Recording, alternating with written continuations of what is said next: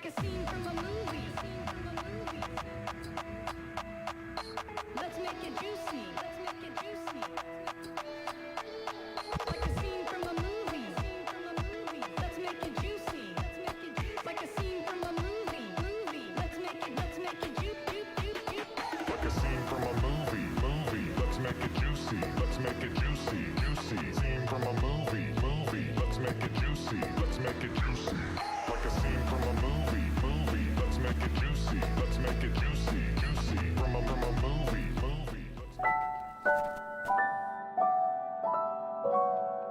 Gaming Morning Show. Things put on pancakes and rhyming bear intros. Austin confused about whose sister married the bros. In the UK, dooley-doo tugs on our heartstrings. Gaming Morning Show is one of our favorite things. It's Paul. It's Paul. Ah, who are we kidding? Pumpkin spice and fall. Paul. We all know our favorite thing is the season of Paul. Pumpkin spice latte time!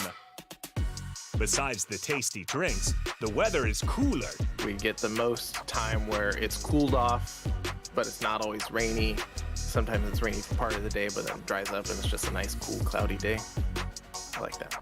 There's football on. Man, did we have a great football weekend. Both of our teams performed to the tippy top of their tippiest top of performance, and boy, football is fun. That's gotta be enough for all of the hosts of Gaming Morning Show, right? Right? Okay, so when Club Penguin changed, they changed everything. They got more mainstream, and I wrote them an email. I was like, it would be really nice if you guys could go back to the way things were, because the original Penguins, we really miss it. I speak on behalf of all of the OG Penguins, and we all are really upset. Right, you've changed, man. You're the Lorax for Club Penguin. I was. I speak for the Penguins. Well, penguin begins with a P. So, happy Paul, everyone, from all of us at GMS. Broadcasting live from Redner's Rescued Cat Figurine Museum in Menominee Falls, Wisconsin. When Sean Redner told his wife, Hillary, that he wanted to turn their Wisconsin home into a museum of cat figurines, she had a predictable response. We're gonna do what? We'll do that some other time, huh? Okay, then. Broadcasting live from the same places they've been since 2020. It's time for Gaming Morning Show. Morning, gamer. Welcome in. It's Gaming Morning Show. We're so glad that you are along with us wherever you may be on Thursday, January 5th, 2023. I'm Hefty Goof. That is Sports.Gaming. Left side of your screen. It is just an honor. Just really, no, the honor is all mine. It's not yours. It's literally mine. You can't have it. I bought it a while ago, and I don't want to take it back. So, Yes, Your Honor. yes, I'm not the honor. I'm just an honor. Or I have the honor. An honor? I'm like He-Man. Barely knew her. I have the power. Barely knew her.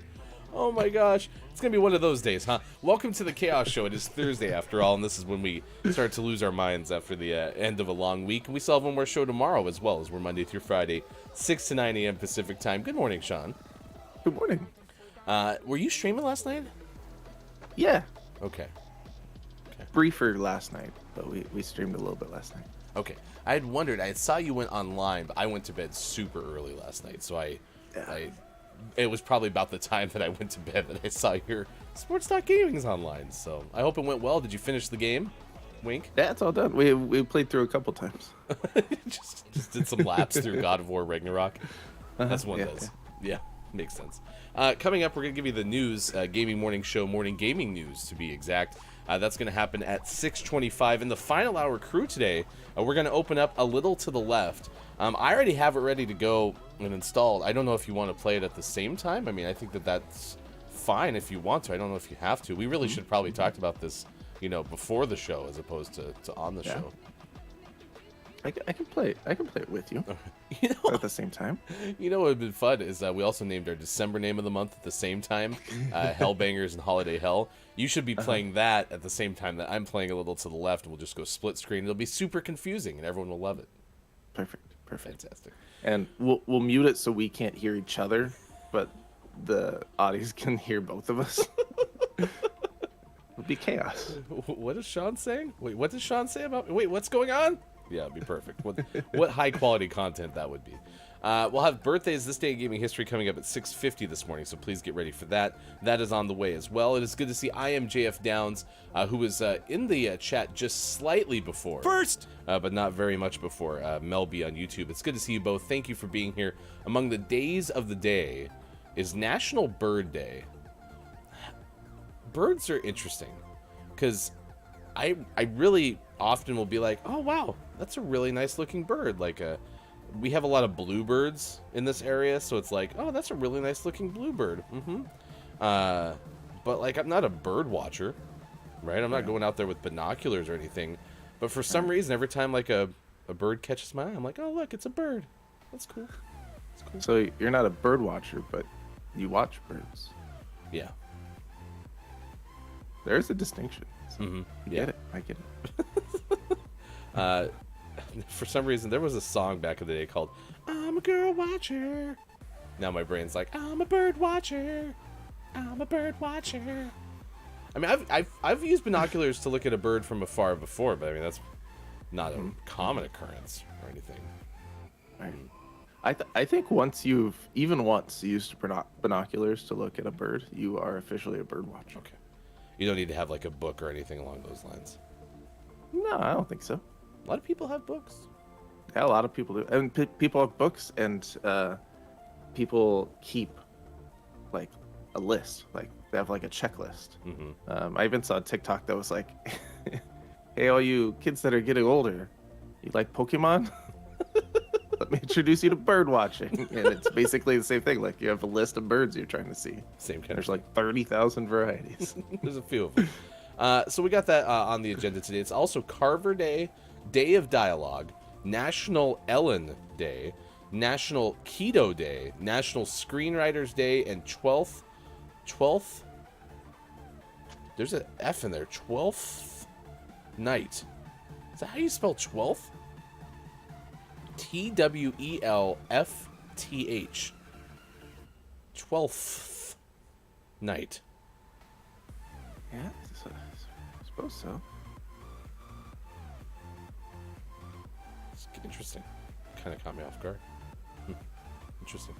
So those are among the days of the day. Our topic of the day has to do with National Whipped Cream Day. So we're asking you today, what food goes best with whipped cream? What food goes best with whipped cream?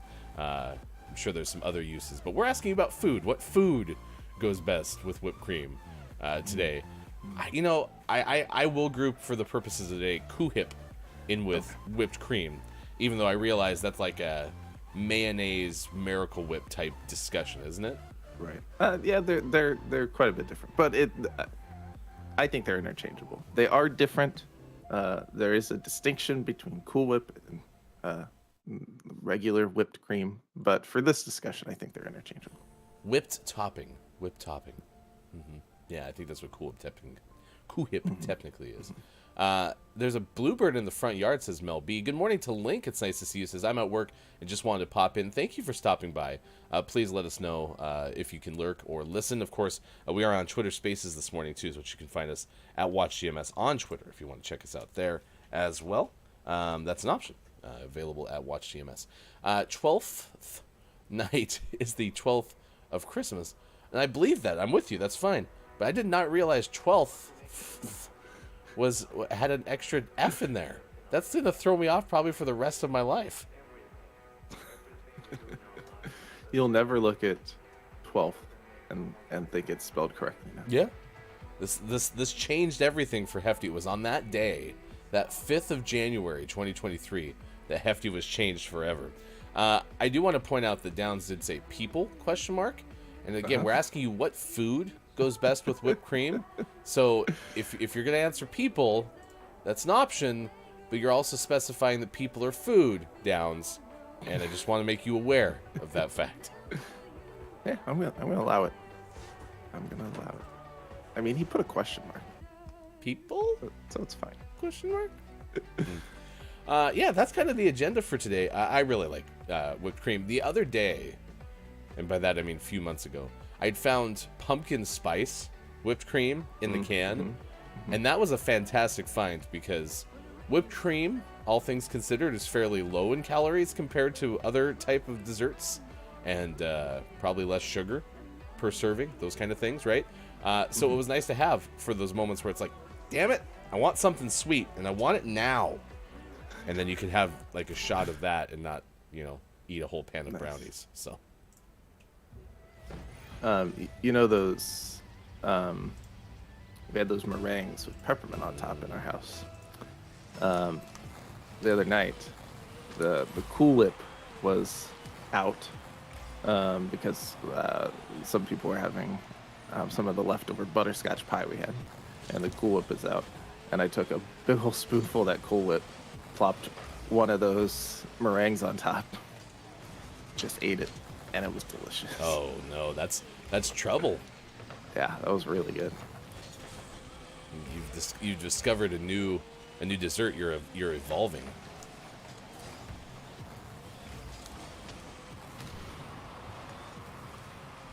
Nice try. Ooh, I did not expect your pass to go all the way toward the middle. I was waiting on the other side. It's unfortunate. I was there. It was there for you. People, says Downs. I would eat you? Question mark. This reminds me of your name of the morning, or one of your out todays yesterday. Our land, or whatever it was. Oh no, it wasn't a question mark. It was an exclamation point. My land. Exclamation point.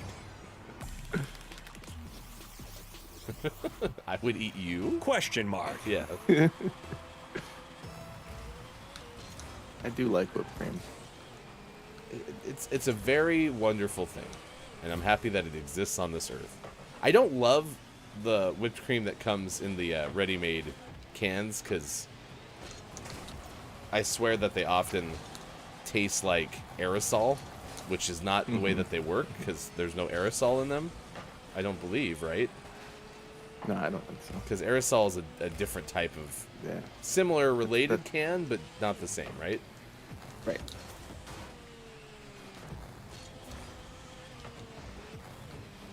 But sometimes you'll hit the valve or whatever on the whipped cream thingamabobber, and all you'll get is like a burst of air, which is probably why you're not supposed to suck it right out of the bottle. But here we are. So. But we do anyway. Yeah. LB says we don't have strawberries, so I'm going to have Kuhip and blueberries. That's fair. Fruit and whipped topping are delightful.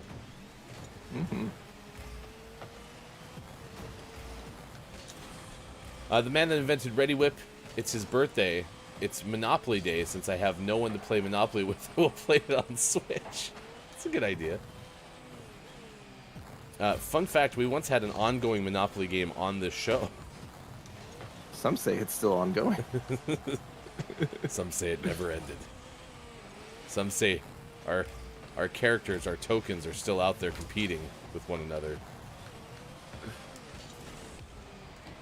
Some say it'll never end. But one thing we've learned about Monopoly on this game, on this show rather, is that Monopoly's only long because we made it long. Yeah. This is something we did to ourselves. Right. And we just can't stop. Can't stop doing it. Apparently, an average Monopoly game can take an hour and 15 minutes or something like that if you don't add a whole bunch of extra stuff to it. Like free parking, and I can't remember all the other ones, but free parking is definitely one. It's basically any rule that keeps money or puts money back into the game prolongs it, because the whole idea of Monopoly is that money is one of the limited resources. And so there are a lot of things that force money out of the economy, and that's what speeds it up. And so people don't like that as a game, so they have come up with ways to keep money in the game, and that prolongs it. Same with houses and hotels. That's also a limited resource, and people have made ways of like, oh, well, I want to put a house down, but there aren't any houses. Oh, I guess we need more. And it's like, no, that's not the game. That's the whole point. That's the whole point. There's no houses, so you can't buy any. But I'll just go buy more lumber. No, you're missing the point. Someone goes and grabs like the Lincoln logs. Starts adding them to the board. You become really good at like origami houses.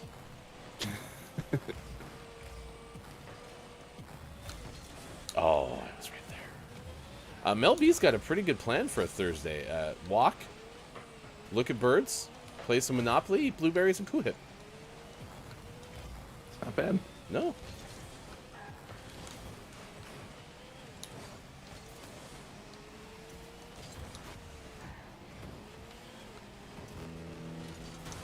Down says, I am still winning that game, I think.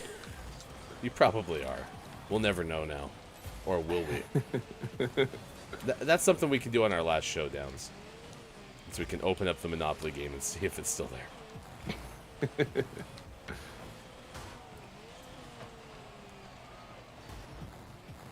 We used to have that upside down house as a hotel. Oh, really? How are there upside down houses? Oh, when you'd run out of hotels, you'd flip houses upside down? Oh my gosh. Your game must have lasted 40 days. It just never ends. Has anyone seen Downs? Nope. Haven't seen him for weeks. Must be playing Monopoly again.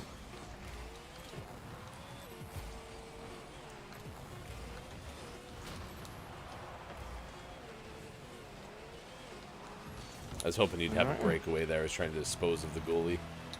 Yeah. Can't quite get it. Look at this, a first hour overtime game to begin things.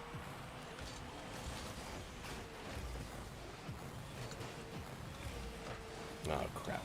Well, okay, well, that was fast. All right, we're losers right off the bat at 6:24 West Coast time. It's now 9:25 out east, 2:25 for those watching GMS in the UK.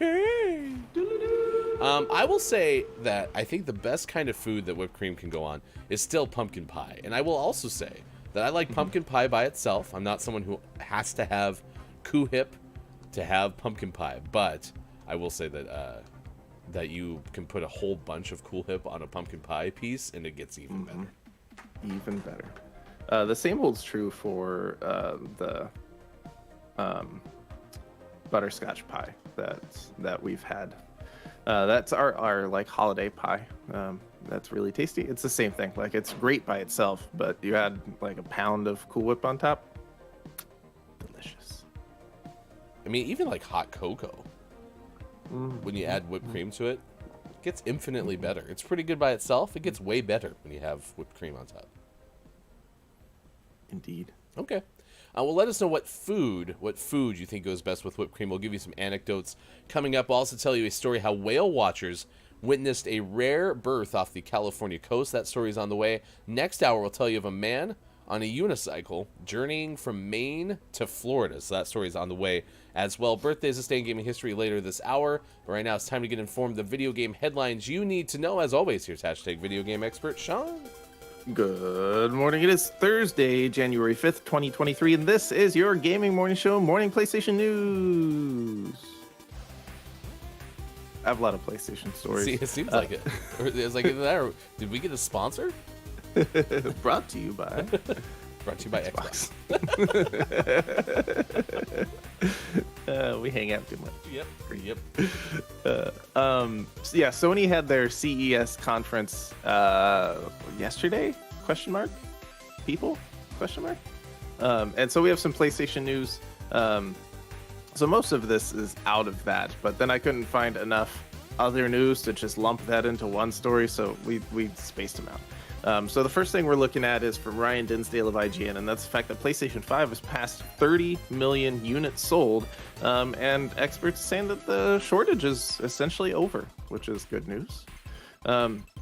Sony Interactive Entertainment President Jim Ryan revealed the new figure at Sony's CES Tech Conference, a number which is up 5 million from the 25 million figure revealed 2 months ago on November 1st. He says, quote, "We truly appreciate the support and patience of the PlayStation community as we managed unprecedented demand amid global challenges over the past 2 years. PlayStation 5 supply improved toward the end of last year, and I'm happy to share that December was the biggest month ever for the PlayStation 5 console, and that we have now sold more than 30 million units through to customers worldwide." So yeah, this is good news, and there have been other news stories over the last, I'd say, couple months, detailing the fact that there are many times you can just hop on the PlayStation Direct store and order a PlayStation 5, which is unheard of until this point. I mean, I'm still not one of them, so what are we gonna do about that? That you should probably order one. Maybe. I don't know. Listen, I love all the benefits that the new console has. So the fact that they're easier to get at this stage, but hasn't it been over 2 years? I think the PlayStation 5 came out around the time we started the show, right? Yeah. Yeah, no, it's been a while. It's taken a long time to get to this point, but it's nice that we're finally here. Yeah. And I think the story is similar for Xbox as well. I just don't have the exact figures for them. So if you're looking for a console, now's a good time. Or now you're running into the point where it's like, oh, I could just order a PlayStation 5, but they're probably pretty close to announcing like a PlayStation 5 Slim. And then you might want the new SKU. So it's hard to say. What's the life cycle? Isn't it like a 7-year cycle usually? Yeah, we usually expect about 7 years. And if you follow kind of the PlayStation 3, PlayStation 4 model, I would say in the next year, we'll at least hear about a PlayStation 5 Slim. And then that'll be the dominant SKU for another 3 to 4 years. And then towards the end of the life cycle, we'd expect some sort of minor upgrade. If it follows the PlayStation 4 model, you get like a PlayStation 4 Pro type thing. So if you are holding out for a smaller version of the behemoth that is PlayStation 5, yeah, maybe you wait and see what we hear over the next 6 months or so. Okay. Yeah, I might keep my eye on that. I mean, if there's a way to get one for a little bit less, I'm on board. Especially if I'm going to be spending, what was it, $200 for that new controller? Ugh. Yeah. Speaking of new controllers, whoa, segue. PlayStation during their CES event have also unveiled Project Leonardo, a customizable accessibility controller kit. This looks pretty cool, and of course we always like the idea of accessibility, and Xbox has really paved the way in terms of accessibility controllers, so it's nice to see Sony doing something. This is from Wesley LeBlanc of Game Informer. This is a, quote, highly customizable accessibility controller kit. It's designed to remove barriers to gamers and help players with disabilities play more easily, more comfortably, and for longer periods on PlayStation 5. It definitely seems to be a direct answer to Xbox's adaptive controller, also aimed at accessibility for gamers. Sony says it worked with accessibility experts at organizations like Able Gamers, Special Effect, and Stack Up, as well as community members and game developers, to design a controller kit like this that works, quote, out of the box. So definitely check this out. There's quite a few pictures in the story that we linked. And as with the Xbox version, there's a lot of different ways you can set this up and customize it, different configurations, different button layouts, a lot of options, which is very handy. You can make it work the best for you. They continue in a blog post, and they say, quote, "It is built to address common challenges faced by many players with limited motor control, including difficulty holding a controller for long periods, accurately pressing small clusters of buttons or triggers, or positioning thumbs and fingers optimally on a standard controller." So, and it has a cool name, Project Leonardo. That's fantastic. I saw the picture from the tweet from Game Informer, and yeah, it looks like a disc, and that has things on the outside, but it looks like you can move those things around, or like you said, assign them to different places. This is one of those ones I'd love to see like a video demo or something like that to understand a lot more how it works. But as we've talked about before, I mean, making things more available and figuring out ways to provide opportunities for people to enjoy games and you expand that out, enjoy anything, is a very good deal. So I'll keep an eye on Project Leonardo. Yeah, indeed. And beyond that, we don't have a release date or price. So we'll be hearing more about this in the near future, hopefully. In our last news story, the Last of Us multiplayer game has gotten a just really small update, but it does seem to still be on track for a 2023 reveal. This is from Michael McWhorter of Polygon. Naughty Dog gave us another small tease of the studio's upcoming multiplayer game on Wednesday and pledged to reveal, quote, new details about the standalone project later this year. This is more concept art, which we've gotten lots of just trickles of concept art for this game. But here's another one. I mean, it looks like The Last of Us. We're looking at a big old cruise ship in this one. It looks great in the way The Last of Us always looks great. Neil Druckmann, quote, promises, quote, some fun surprises, end quote, for The Last of Us fans, the future of this franchise, and some details on our ambitious The Last of Us multiplayer game. The project is shaping up to be a fresh, new experience from our studio, but one rooted in Naughty Dog's passion for delivering incredible stories, characters, and gameplay. Is this going to be like a Grand Theft Auto multiplayer, like an open world runaround type thing? You know, it'd be nice to know that. So it's literally them saying, hey, we got this multiplayer thing, and it's Last of Us, and it'll be kind of cool. Yep, and then there's been a whole lot of speculation as to exactly what that means. I think the one that makes the most sense is a game where kind of you have different factions, and you know, you're working together with some people and battling against some people with this ever persistent threat of the clickers as well. I don't know, maybe you can even play as one of the clickers. I don't know, but you could be the clickers faction. It would be fantastic. So who knows really what it's going to look like, and that's people are excited to learn more. I think for someone like me, I'm excited to learn more so I can figure out if this is something I'm excited about or not, because I don't even know yet. Like, they might reveal it and I'll immediately be like, nope, not for me. I'll watch someone else play that. But we don't know yet. Okay, hear me out. The Last of Us Battle Royale. Just hear me out. It also wouldn't be that surprising. But I do trust Naughty Dog, as most people do. Naughty Dog's a top tier developer, and they've seemingly not missed in decades. So if they have an idea for they've done such focused, story-driven games for so long and have done it so well, that for them to have an idea and be like, we've done this forever, but we're going to do this multiplayer game. I'm hoping it's a great idea rather than they just got bored and they're making something that's going to be rather mundane. It's also taken forever to develop to the point where we can see anything about it. So, maybe it comes out and we're like, we've never seen a multiplayer game like this. Ooh. We just don't know. Right. But, I trust Naughty Dog, and they make fantastic products. So I'm excited to learn more to see if I'm excited.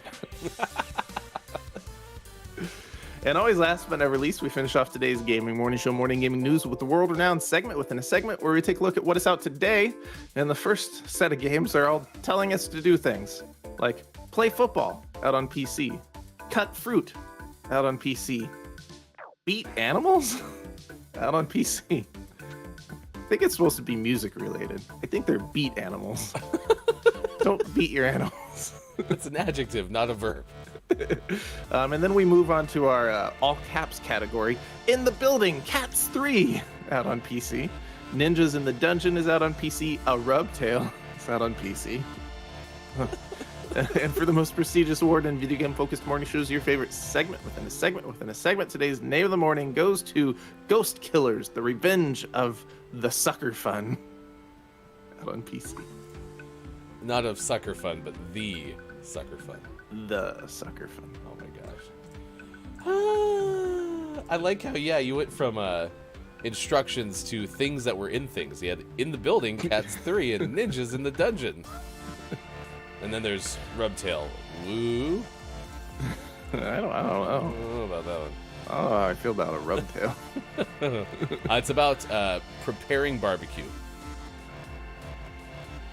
Oh, and I think it's a typo, which is better.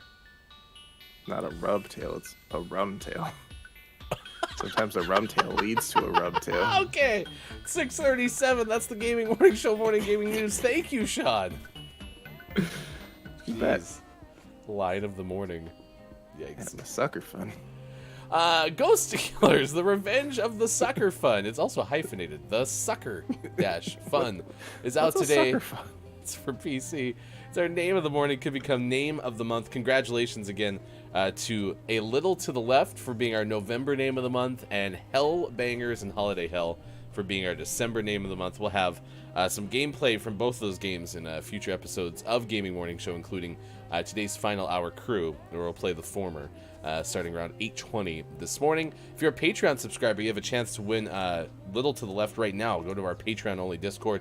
You have until the end of today, as today becomes tomorrow, to get your answer in for a chance to win. It's in our Patreon-only Discord. Find out more at patreon.com/gamingmorningshow. We got a whale story coming up.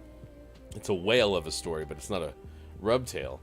Somebody who sometimes is telling stories late at night is Bear, who puts up a fight to tell us about the story that he once endured. Bear, are you out there? If you're not, we'll be disturbed. Not bad. Doesn't make any sense, but it rhymed-ish. So, It's a good start. kind of the point. Oh, look at him. He's in good fur today. Yeah, he seems really happy today. I wonder if he had some. Never mind. We're just gonna stop. Just gonna stop. Abort. 6:39. Yes, stop. Appreciate it. Alexa, cancel. Yes, thank you, Bob. Appreciate that. Jeez. You're welcome. Man, we're talking about whipped cream, Hip, if you will. What is a food that goes well with whipped cream? You certainly kind of hit it out of the park with the idea of having it with the butterscotch pie, which was epic. The butterscotch pie also kind of seems to have like a Hip type filling anyway, as do like coconut cream pies or chocolate cream pies, those kind of things. So it's basically just like adding more of the fun to the component already that's there. So It's delicious on top of delicious. yeah, compounded delicious. In case you're wondering, whipped cream is a sweet treat that we've been creating for centuries. As air is beaten into milk with a high enough fat content, the fats trap the air in tiny bubbles. With enough bubbles, the cream loses its liquid qualities and starts to hold its shape. The earliest recipes for whipped cream date back to Italy in the mid-1500s. There's a TikTok account, I think it's Chef Reacts, and it's a chef that is tagged in a whole bunch of people who cook things, and then he does like a duet with it where he's talking on the other side. And there's somebody who apparently is like trying to bring fancy stuff with them for school lunches. That's one of their TikTok accounts. And the person brought in like 35% cream in a jar, and then they just took turns shaking it to the point where it became butter. That's awesome. I didn't know you could do that. Yeah. So all you have to do Just is takes a shake lot it. of work. Yeah, you have to shake it vigorously, and it becomes butter. You gotta churn it. Who knew? Now I do, apparently, which is probably the whole point. But yeah, I was surprised by that one. Anyway, I like that channel because some people make some interesting things, and then he has this one where there's a chocolatier who's just amazing at everything. He's like, let's see how he's gonna piss me off today. And Yeah, he just makes he made like a sleigh with a reindeer the other day. Yep. Yeah, that chocolatier is fantastic. I'm sure at this point everyone's seen him, but if you haven't, we'll have to track down some of his good stuff and put it in Discord. He made a skateboard one time, and that was pretty cool. Yeah. You couldn't ride it though; it was still chocolate. But the wheels probably moved. Probably. Like, this person can do everything. He's like, yeah, that's a million out of 10. I totally eat it, and my confidence is shot. That's basically how Chef reacts. Yes. It states that. All right, it's now a time You can news if you wanna. to see what we're tracking at this hour on this morning radio show that plays games. This one has to do with whales and birth. Have you ever gone whale watching on like a boat in the ocean? Mm-hmm. Yeah, I went one time in Hawaii on a whale watching excavation. Yeah, we went out in South Carolina. Did you see the excavation? Yeah, we were digging holes. The classic digging holes in the ocean with the whales. That's what that's. Yeah, I went to South Carolina. Never saw any birth. Did you see any birth? No, never. So we were all out there during a state of pre-birth. Or post-birth. So no afterbirth. A whale watching expedition from Ben Hooper of UPI off the California coast encountered what initially appeared to be a whale in distress, but turned out to be something much more rare. Okay, that's kind of sad that it's rarer to have a whale giving birth than a whale that's in distress, but the gray whale was giving birth. Captain Dave's Dolphin and Whale Watching Safari shared a video on YouTube showing the mother and her newborn calf swimming off the coast of Dana Point. Quote, "For a minute, many of us thought it may be a shark or predatory event, but no, instead of the end of life, it was the beginning of a new one." The group said the sight was a once-in-a-lifetime event for passengers and the crew. Gray whales typically give birth in lagoons in Baja California, Mexico.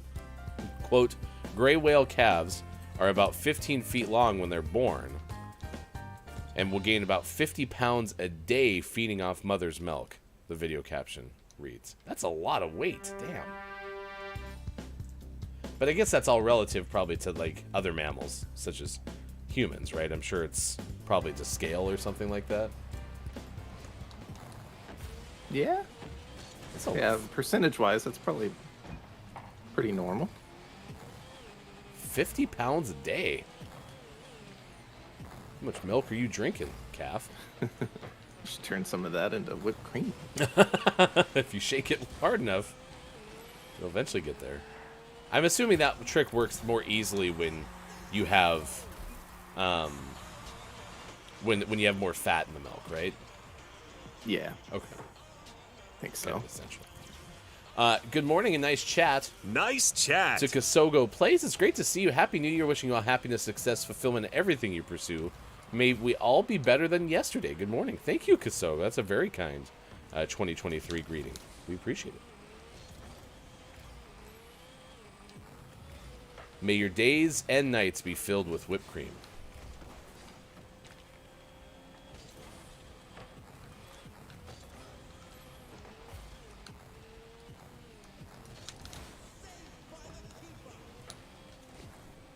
We were combining to say no on that one. There was no chance. If you have an we've had some opinion, good teamwork so far. you can let us know what food goes best with whipped cream. I talked about pumpkin pie for sure is one of my favorite whipped cream bases because I basically am adding enough whipped cream that it's its own dish. Oh.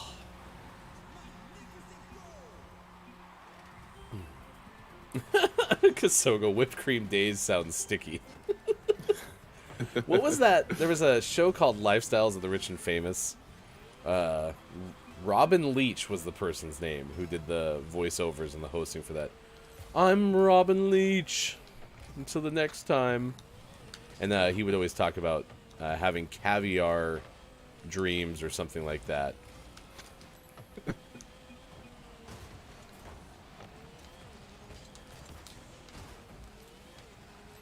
So you could have that.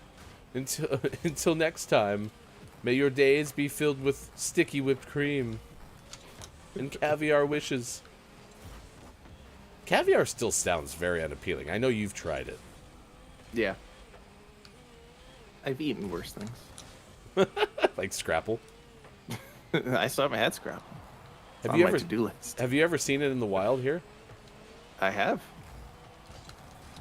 It was frozen Scrapple though. I don't know if that matters. Oh, in the world of Scrapple, you have to have it fresh. It's imperative. That's what I figured. Yeah.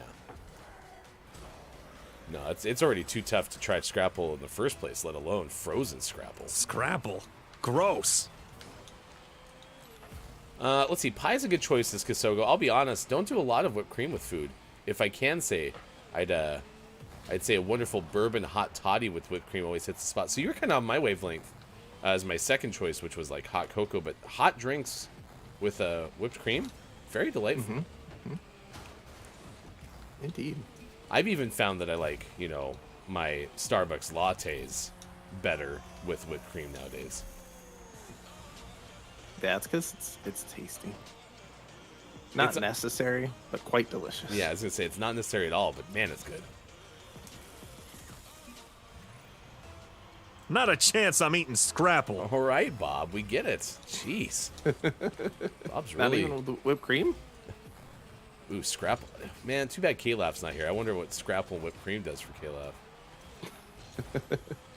Probably gives K-Lab superpowers. Oh, crap. I meant to flip. My friend, caviar with uni or sea urchin is wonderful. I'm open to trying it. It's just when you sell me on it as fish eggs, like there's nothing about that sounds appealing. But I eat chicken eggs, so why wouldn't I eat fish eggs? Ooh, are they also unfertilized? Yeah? Yeah? Question mark? I don't know. I hadn't even thought about that, because that's what a chicken think egg, so. right, is an unfertilized egg, right? Yeah, I think it's unfertilized, because I think I would guess yes. I have so many questions. Guess we'll never know.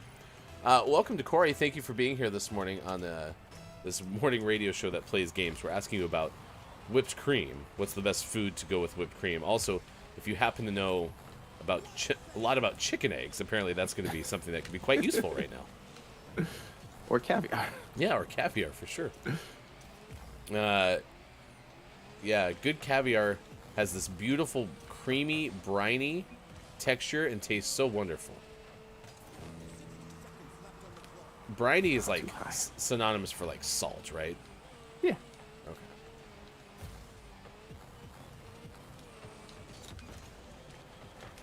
Oh, nice try. Oh, you did get it in there. Yeah, it did. I thought you were missing Our, upper left. our teammate carried it on top of his head for a second, too. Watch this. It's like, here you go. Good morning to Rogue. It's good to see you. Thank you for stopping by. Nice chat to you on this Thursday. Nice chat. Strawberry shortcake has to be with whipped cream. So I was wondering if someone would bring up strawberry shortcake. Because pound cake itself, I realize those are two different things, right? Strawberry shortcake is a pound cake base, right? No, shortcake is shortcake and pound cake is pound cake. Yeah, they are different, but for those of us that aren't picky, they're quite interchangeable. Okay. They're not the same, though. We've had this discussion before, and they have different ratios of their ingredients. Oh, the other one that I just thought of that I like whipped cream with is angel food cake. Yeah. Another one of those, sometimes I'll get them mixed up. Yeah. And the last time I had angel food cake was when our mom-in-law decided to have that for her birthday, which is fine, except it was like really good chocolate frosting, but it had to have nuts or something like that. Mm-hmm. And that wasn't the right way for old Hefty here, so it would have been good. It was like peanuts, like chopped up and then just like layered around. It was unnecessary. Well, it was necessary because the birthday celebrator wanted it. Yes, yeah, no, in that context, absolutely. But in all other contexts, gross. It was too crunchy. Which I'm sure somebody out there who has a better palate than mine would say, well, that's exactly what you want. You want the soft angel food cake with a crunchy outside. So. Ranch is unnecessary. There was no ranch on it, Bob. Jeez. Gross. Maybe next time. Oh, gross. Please no. Please no. Nice chat. It is good to see everyone. Thank you for being here. Kasogo says the way oysters are briny. Or put caviar on a buttered, toasted crostini with a bit of creme fraiche and pickled red onion. Scrumptious. Whoa, what are we making this morning? What's for Sounds breakfast? tasty. We've become a food show. First time though. Yeah, that's true. Well, and of course Kasoko says, man, it's not even 9 a.m. and now I'm starving. Yep, Welcome to GMS. Remember, if you're getting food, you must show and tell when you come back. Nice chat as well to Austin Attack 12 and Keith Anthony. It's good to see you this morning. This whole thing started because we were asking about whipped cream or kuhip, depending on which version you want to have. So let us know, what food do you think goes best with whipped cream? And somewhere along the line, we got into caviar. How do we get so effortlessly from whipped cream to caviar? Well, we went from Kasogo saying pie is good, good choice, and then maybe like a bourbon hot toddy, and then I said something about caviar, and then it got Kasogo into caviar with sea urchin, which give it a shot. So. Kasoga says, y'all, don't get me started with food. I've been in the restaurant bar industry for over a decade. I love talking about food. Have you met our friend and head of culinary arts, KJ? Perhaps we're even closer than we thought to a Hefty Goof's a place you can eat. Oh, and by the way, I remembered what we were supposed to do on Monday. That's Minecraft Monday. We're going to try to build the Hefty Goof's a place you can eat complex. Perfect. All right. Let's get birthdays this day in gaming history. We'll get back to food discussion throughout the course of the show, so that's on the way. Right now, if you have a birthday to celebrate, please let us know so we can celebrate with you. We'll start with celebrity birthdays today, and that includes Robert Duvall, the actor who turns 92 today. 92 for Robert Duvall. Robert played the lead in George Lucas's first film, THX 1138. I didn't know George Lucas did anything other than Star Wars. He's done lots of things. Like THX 1138, I believe, don't quote me on this. Unless I'm right, then quote me all you want. Was a remake of one of his student films while he was at USC. Oh, okay. I actually think it was the sequel to THX 1137. He's done lots of THXs. What trilogy is complete without a fourth movie? If you think about it. Probably. Isn't THX the name of like the surround sound? Yeah? It's like that thing that like the Minions now mock every time that it starts. It's like that sound. I think it's THX. Yeah? Yeah. Well, so THX was founded by George Lucas. Oh, okay. And was made available during the release of Star Wars Episode 6, Return of the Jedi. So there is some connection. It's not a birthday, but it's mine and my lady's 15th anniversary to Keith Anthony. So to you and your lady. Every time I hear my lady, I think about the Pina Colada song. Got tired of my lady. We'd been together too long. All right, to you, Keith Anthony and my lady. 15th anniversary. It's your anniversary song. It isn't very long. Toot toot. Other celebrity birthdays today include Diane Keaton, who turned 77. Diane has appeared in a Justin Bieber music video. If only we knew which one. We'll never know. What a mystery from you. Cleveland.com. Ted Lange, the actor, turned 75 today. He once played Othello in a film version of Shakespeare's play. Which fellow? Oh, Othello.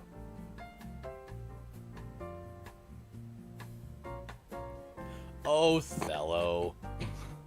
You. Actor Clancy Brown turned 64 today. Clancy Brown has voiced multiple cartoon characters, including Lex Luthor.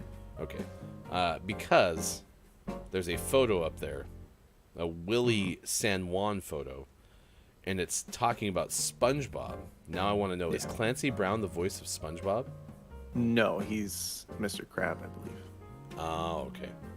Oh, I know who this person is. Yeah.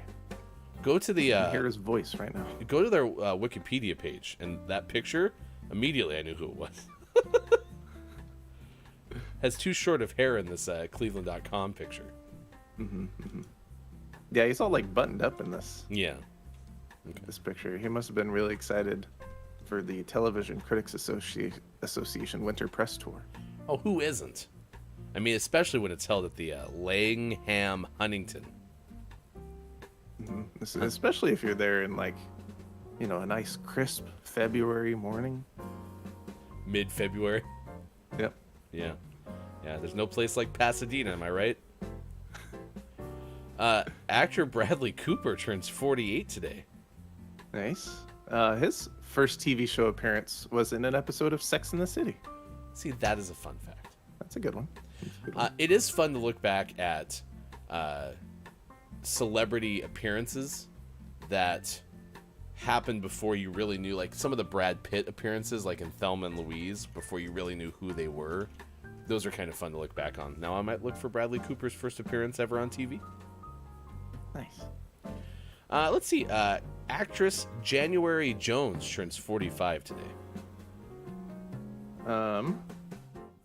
January Jones appeared as the younger sister of Allison Hannigan's character in American Wedding. Oh, is that an American Pie, like, wedding movie? I think so. Okay. Never saw it. Yeah, me neither. Not once. I don't think we're missing anything. Okay. Chad, if you want to watch American Pie, just let us know. Okay. Or not American Pie, American Wedding. We can't watch American Pie, but we could watch American Wedding if you want to. Just let us know. We've got a drummer birthday.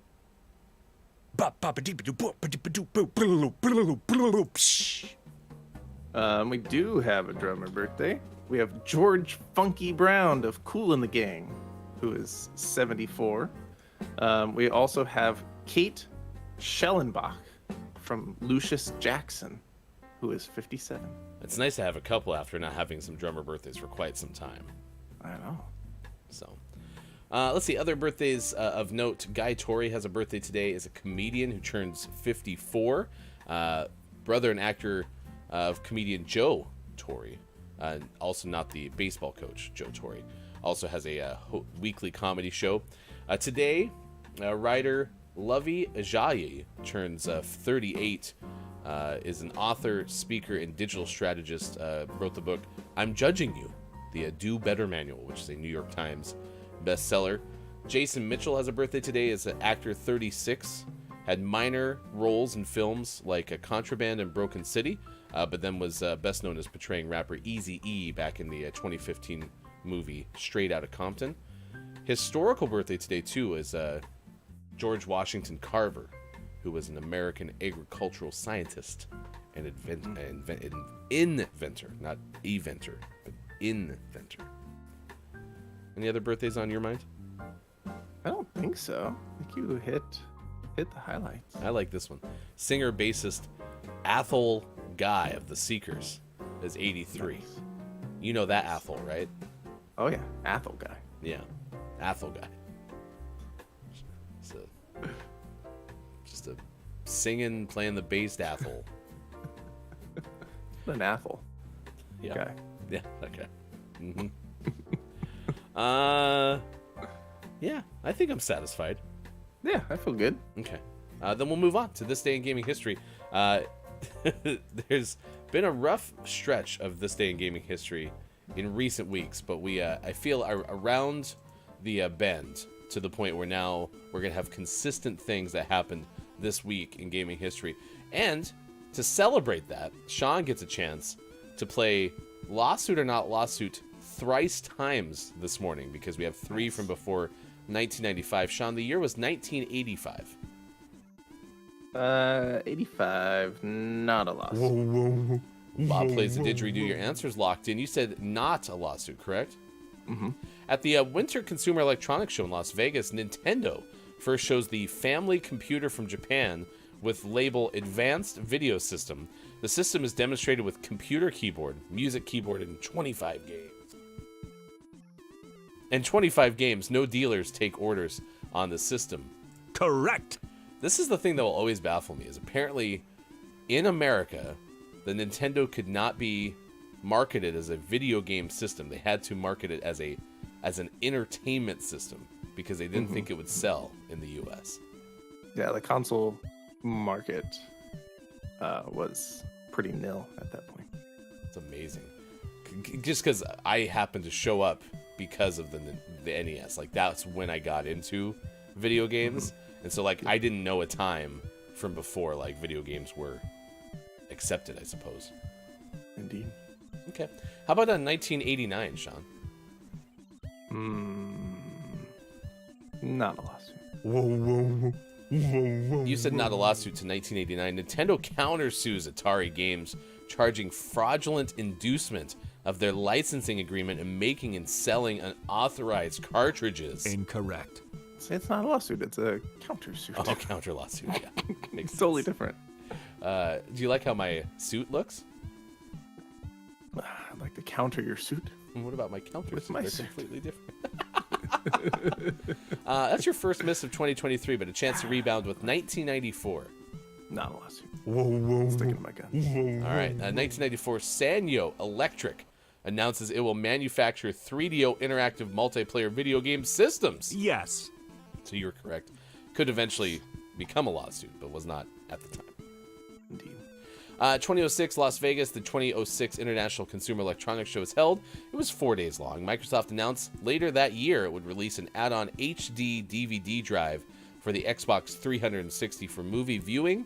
And in 2010, Sega releases the Bayonetta video game for PlayStation 3 and... Xbox 360. I didn't realize Bayonetta was a Sega game.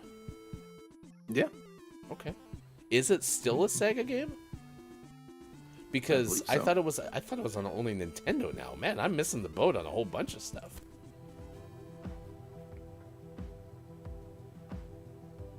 Yeah, it's still Sega.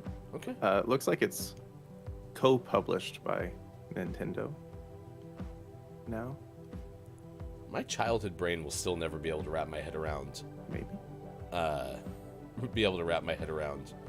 the fact that Sega and like Nintendo work together.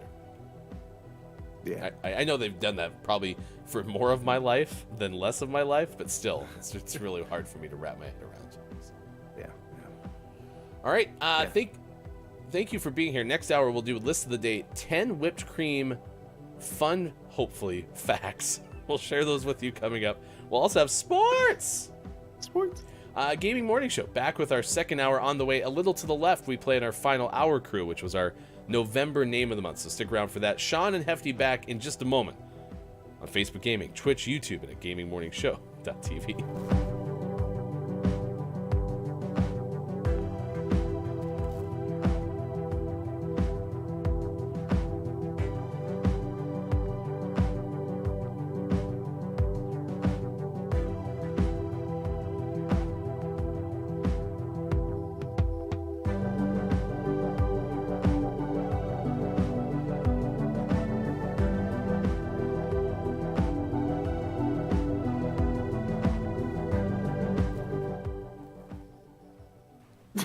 Yeah, he didn't like Oreos. He liked birds. He would just like mess with birdseed with his weird claw. Crazy. It's like when you feed bread to animals, or I guess you're not supposed to do that anymore, now that I think about it. Whatever they replace bread with to feed like geese and stuff. It's like, pay that man his bread. I think is it seagulls? If you feed bread, they explode. It's if you feed rice. Oh, that's what it is. Yeah, like at weddings, they used to throw rice and then birds started to explode. I Yeah. think that was an old Jeff Foxworthy bit. So now you throw birdseed. Or you just don't throw anything, because well, you got to throw stuff. That's kind of rude. Are you ready to get pegged by things, Kiki? Ow! Ow! What are you? Why we just Is that Dr. Squatch soap? Ow! Interesting. Kiki might have said she didn't like that one. Was that what it was? She didn't like that one, but she liked the crappy new one with Tom Cruise. Down says probably loves Grease too. Wow, that's a deep cut right there. I kind of feel bad because we're having some people have to defend stances. Like last checkpoint was like, it's not bad. I enjoyed it. So I don't know. I've never seen it, but it was supposed to be like darker, right? Like The new Mummy? It was the new Mummy was like heavier. Yeah. Like Brendan Fraser was kind of a little comedic, right? Whereas the new It one was was supposed fun, to be like yeah. darker, like whoa. Yeah, by darker you mean like awful, and you should turn it off. Yeah, you're right. By darker you mean can you make your screen black so you don't have to watch it? Yes. Okay, got it. Yeah. So last year Alien gave us pretty okay, and now we just found the antithesis of that. Alien. That was the important one. Okay. There was another conspiracy theory that I was interested in, but I can't remember what it was. Yeah. So. Giraffes aren't real. Yes, giraffes. I mean, listen, if there's any animal that doesn't make sense, it's a giraffe. It was like we had leftover brontosaurus parts, and they were like, throw it on that thing.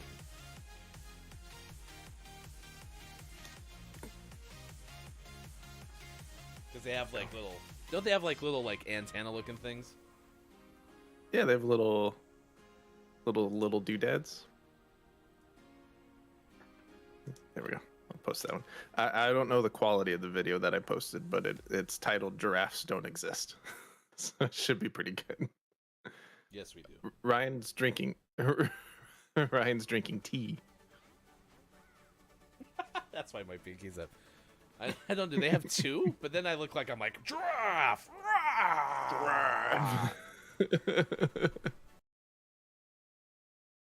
Did they rebrand a bird spot? Right? Yeah, Kiki told us about Birdland, which is the premier bird destination in the UK. Oh,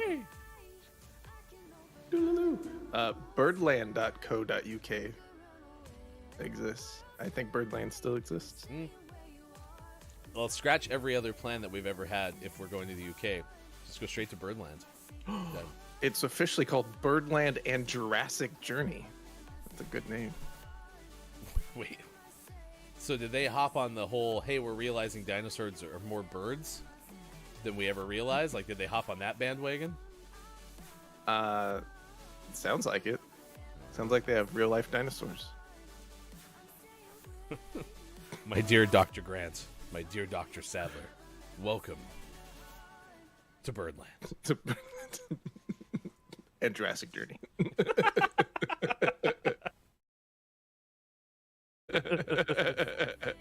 Fluff up the mustache.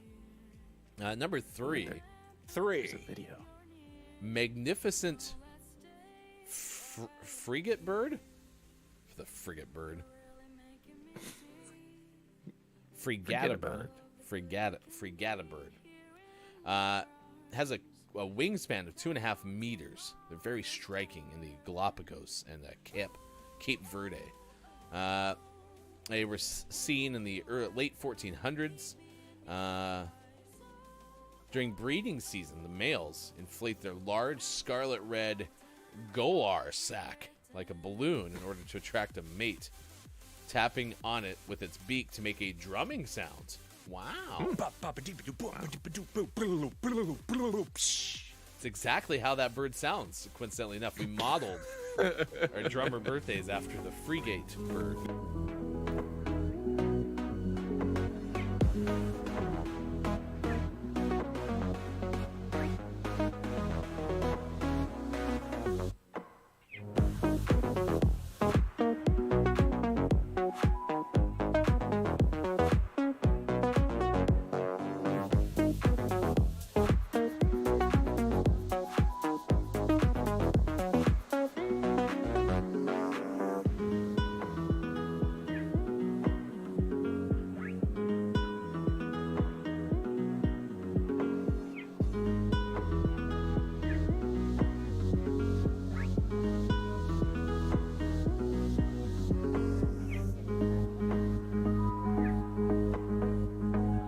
Coming up on Gaming Morning Show, list of the day and sports. Find GMS on Facebook Gaming, Twitch, YouTube, and GamingMorningShow.tv. And join our Discord. Become a Patreon. Go to GMS.watch and click on where to find GMS. It's all coming up on Gaming Morning Show. Time for hour number 2, right now. Morning, gamer. Welcome back. Gaming Morning Show continues. Thank you for being here. It is the Thursday edition of the show. Bebopping away. That's Sports Gaming on the left side of your screen. I am Hefty Goof. Happy June 5th, 2023. Now you can see Sports Gaming is DJing, actually doing the remixing of this song himself. Yeah, the song that's in his head. We can't hear. Oh, are we back on? Oh yeah, hi, welcome back. Oh, It's Gaming Morning Show. It's good to see you.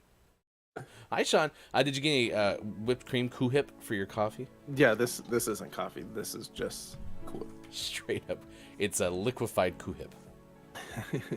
Listen, I'm upset now because now I want that damn pumpkin spice whipped cream can again. Why can't we just have that year? Why has pumpkin spice not become a year-long staple? Come on now. It doesn't need to be seasonal. French vanilla and pumpkin spice, the flavors of our year. Doesn't need to be seasonal. I want it now. I don't need to have a pumpkin spice latte, but I'd be fine with it as well. Just give me pumpkin spice whipped cream again. Yeah. Pumpkin spice latte time! Nice chat to Emma as the sink. It's good to see you this morning. Nice chat! We're asking the question today on this morning radio show that plays games. What food goes best with whipped cream? We're going to give you 10 whipped cream fun, hopefully, facts. That's coming up. Dungeon Master KJ, hey, it's Brendan TTV. Also, nice chat to you this morning. Kisogo KJ was talking about working in the restaurant industry and having a whole bunch of food-related thoughts, and so we figured we'd connect you as you are the head of culinary arts for this morning radio show that plays games. So maybe a good option. We can expand the menu over at Hefty Goof's, a place you can eat, and candy bar, and build a ice cream, and sidecar sides. Cup steak. Yep. All those are in our Discord. Our lead cartographer and diagramographer, IMJF Downs, drew the whole thing up for us, so there's an option available. Good morning to our head of research and development, Kalaf, is here today. Nice chat! There was something I wanted to ask Kalaf about. Wasn't it whipped cream and Scrapple? Yeah. All right. It sure was. Yeah. We learned about Scrapple early on in the show's run. It's apparently ground up pork bits or something like that. It's interesting, let's put it that way. Not a chance I'm eating Scrapple. And so we were wondering, Kalaf, never mind, you've already answered. Kalaf said no. Nice. I was stopping by Chris ME's stream yesterday. They were playing Played Up or something like that. And we got on the topic of sauce because you can, in Played Up, if you're watching someone play it on the internet, you can visit and you can be a patron of the actual restaurant or whatever. And so I show up, and I think it was King Gray said something about don't put any sauce on Hefty Goof's plate because I dislike sauce, and I got back into the whole thing of Hefty doesn't like sauce, and someone's like, I need a complete list of things that Hefty doesn't like. And I was like, well, maybe I'll just write a book because it's probably long enough to be a full-blown book. Yeah. We'll also have an appendix about how vanilla is a waste of calories. Hefty Goof Food Stance, the 2023 guide. You'll Coleslaw have to is update it moist every year, too. cabbage. You want me to update it every year Yeah. as my palate expands? Or contracts. Kisogo says shots of Hip chaser. That would be pretty okay. KJ said I can probably make one for you. Make one what? What did I say?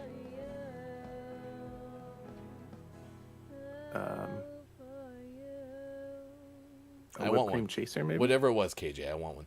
Pumpkin spice is just nutmeg, cinnamon, and clove. You can have it any time of year. That's true. Yeah. Do we know the ratios?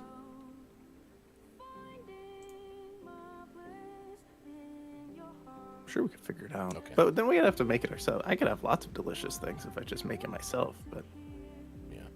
just want to just buy it. Yeah. Pumpkin spice doesn't have pumpkin in it, question mark from Mel B. Brendan said, yeah, it doesn't, Mel. It's just spices. I want it now. I miss it. It was good. But Daddy, I want a golden goose now. 877 cash meow. KJ said, you shut your mouth. Vanilla is lovely. It's true. It's true. Agree to disagree. Vanilla is great, and Hefty is wrong about vanilla. I forgot that Bob was such a big vanilla fan. Most people, I would say a majority of people, don't get angry about vanilla. I'm not angry Like- about vanilla. It's a waste of calories. Yeah, That's a strong statement for not being angry about. Let's just find a different flavor. If you're gonna have ice cream, let's have some chocolate. You know, maybe some strawberry. You gotta have a good base sometimes. Coming up next hour, we'll play A Little to the Left, which is our November name of the month. Patreon subscribers, if you haven't already, please go into the Patreon Discord and check out the giveaway that we have there. You just have to answer one simple question, and you could be the winner of A Little to the Left. We'll also be giving away Hellbangers in Holiday Hell, our December name of the month coming up. And if you're not a Patreon subscriber, there's a couple things you should know. You can become one by going to patreon.com/gamingmorningshow. When you become a subscriber, you get access to our GMS emotes, courtesy of Sports.Gaming's Twitch channel. We have one more still left to go. We need to add an animated one to that quartet that we have currently. And you also get access to our subscriber show. We also have early access to most things that we make, of which there should be more in Q1 of 2023. So check it out. That's at patreon.com/gamingmorningshow. If you choose not to become a patron, that's fine too. We'll be giving away at least a suite of our names of the months and our fulfillment appreciation name of the month giveaway sometime later this month as well. So that's on the way. Please stay tuned to Gaming Morning Show. We'll have that for you there. Today I'm gonna play A Little to the Right. Is that okay? Oh, what we could have done, since we're going to play this simultaneously, is you should just invert mirror your camera, and then you'll be playing a little to the right while I'm playing a little to the left. Everyone will love it, I promise. It'll be great. I've never had a better idea in my life. Brenna goes, I don't hate vanilla. I just wish it was the worst because it shouldn't exist. Other than that, though, just saying, let's put some more effort into our desserts. That was the slowest. And then wasn't there someone in net? Yeah, that was an unusual sequence of events. Yeah, Smash was just sitting there. Oh, okay. I thought the teammate Esteban actually got back to the ball. So, why is it called pumpkin spice? Vanilla Mate is the name of a coffee creamer. Yeah, like even French vanilla coffee creamer is fine, but like it's not as good as pumpkin spice coffee creamer or peppermint mocha coffee creamer or other coffee. I can't even think. Maybe if you like hazelnut. Ooh, you remember what flavor I used to always get? Like when lattes first showed up, which is not true because I wasn't not that old. But you remember? Okay, no, I'm just gonna speak for myself. When I was a young warthog, I'm from a very small town, so we started to finally get like espresso machines in like one shop in town, probably when I was 10 years old. So mid-90s. And the flavor that I would always get for my lattes was Irish cream. I should have hit it. I thought I would hit it into the net, so I laid off. Yeah. So, you remember Irish cream, though? Irish cream was yummy. Yeah, Irish cream is yummy. know what's even better than Irish cream lattes? It's just a coffee with some actual Irish cream in it. Yes. It's quite delicious. I think that's socially acceptable now, right? It depends on the day. I'm going to go to work. I'll grab some Irish cream on the way. Dungeon Master KJ explains, Mel, it is a set of spices that are found most often in gourd-based dishes. By the way, gourd-based dishes. Name of my band in high school. Nice. The flavor profile is very complementary with the time of year. It's warm. It's warm. The popcorn one's a good celebration. All those celebrations that use that same engine to make them like scatter, amazing. Like the beach ball one. It's great. Brenda goes, you prefer peppermint over vanilla? Cursed. I prefer peppermint mocha. I don't love candy canes, but those meringues that y'all made, those things were amazing. Yeah, that's the best use of candy canes. Do we have any of those left? There's just a few left. Let's say They will be gone probably by the end of the day. we should ship some of those to Brendan, even though, Brendan, do you like peppermint? If that's the case, maybe not.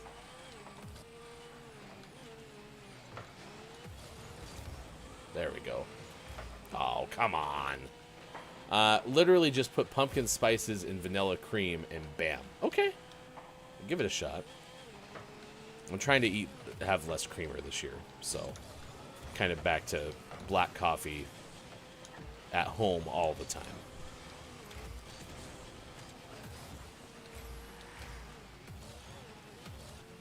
I don't want to, just for what it's worth, but I feel like it's the right move. Especially because, like, it's not one of those things that I dislike. I love black coffee. I also like creamer in coffee.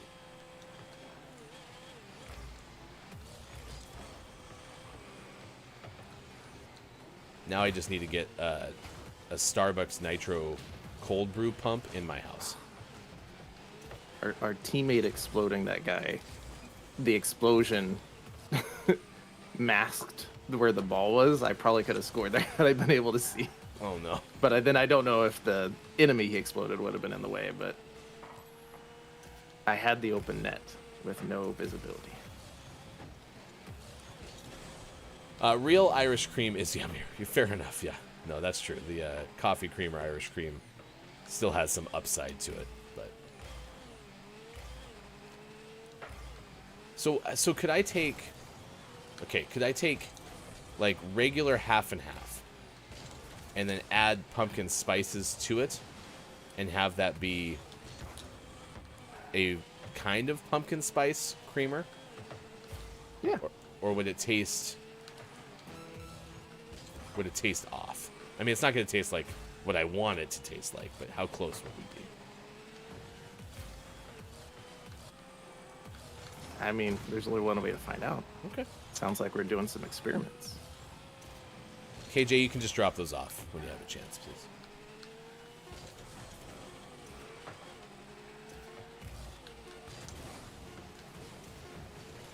Oh, get in there for the tie. Nuts. That was like 0.8 seconds on the clock that crossed the line. Yeah. Our teammate tried real hard to block that from me. It's like, don't touch it, don't touch it. Sorry, chat. You're going to have to wait just a little longer for list of the day because we're having... Was this our second overtime game of the morning? Yeah. Maybe. Oh my gosh!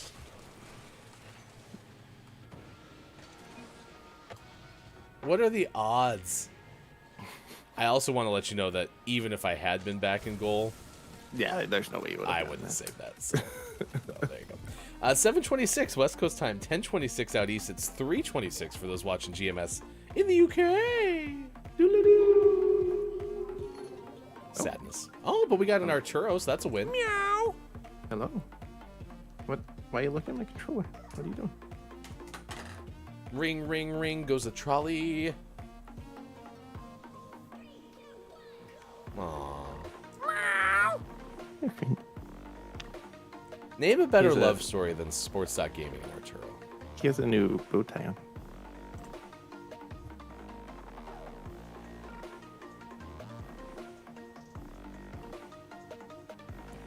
Is it purple? No, it's like a tan. Oh, okay. Tan and brown. Doesn't want to be held That's this nice. morning. He's trying to get away. You can't get away. You have to love me. He's happy about this. Yeah, that's the happiest cat I've ever seen in my life. But still, you want to stay. You're a confusing animal. Meow. 727. We'll get to list of the day. A nice chat to Quiet I'm Gaming and Chris ME this morning. It's good to see you both. Nice chat. I will get back to more of the discussion around apparently coffee creamer, which is how we went from whipped cream to coffee creamer real fast with a brief forget the stop. caviar. With a brief stop at caviar this morning for some reason. So here's an idea: caviar coffee creamer. Just make it a nice briny one. Salty. Briny coffee creamer. At your grocer's freezer. I don't know why it's in the freezer, but check it out. We got to keep it fresh. But answer this for us, chat. What food goes best with whipped cream? Please let us know. For our list of the day, we're going to take you on a fun fact journey. And this is hopefully going to be 10 fun facts about whipped cream from Sophistamom.com? Yep. Originally, I thought it said Sophie's mom. Sophistamom? It's like sophisticated, but with a mom. It is, but do you hear what I'm saying? No, it's like sophisticated. Okay, I with hope it is, because what I'm saying doesn't sound like that at all. Someone did not. Wait, hold on. I made a mistake. I don't think they said it out loud enough when they made this website. But also, this story is from June 8th, 2021, part of their Cream Week.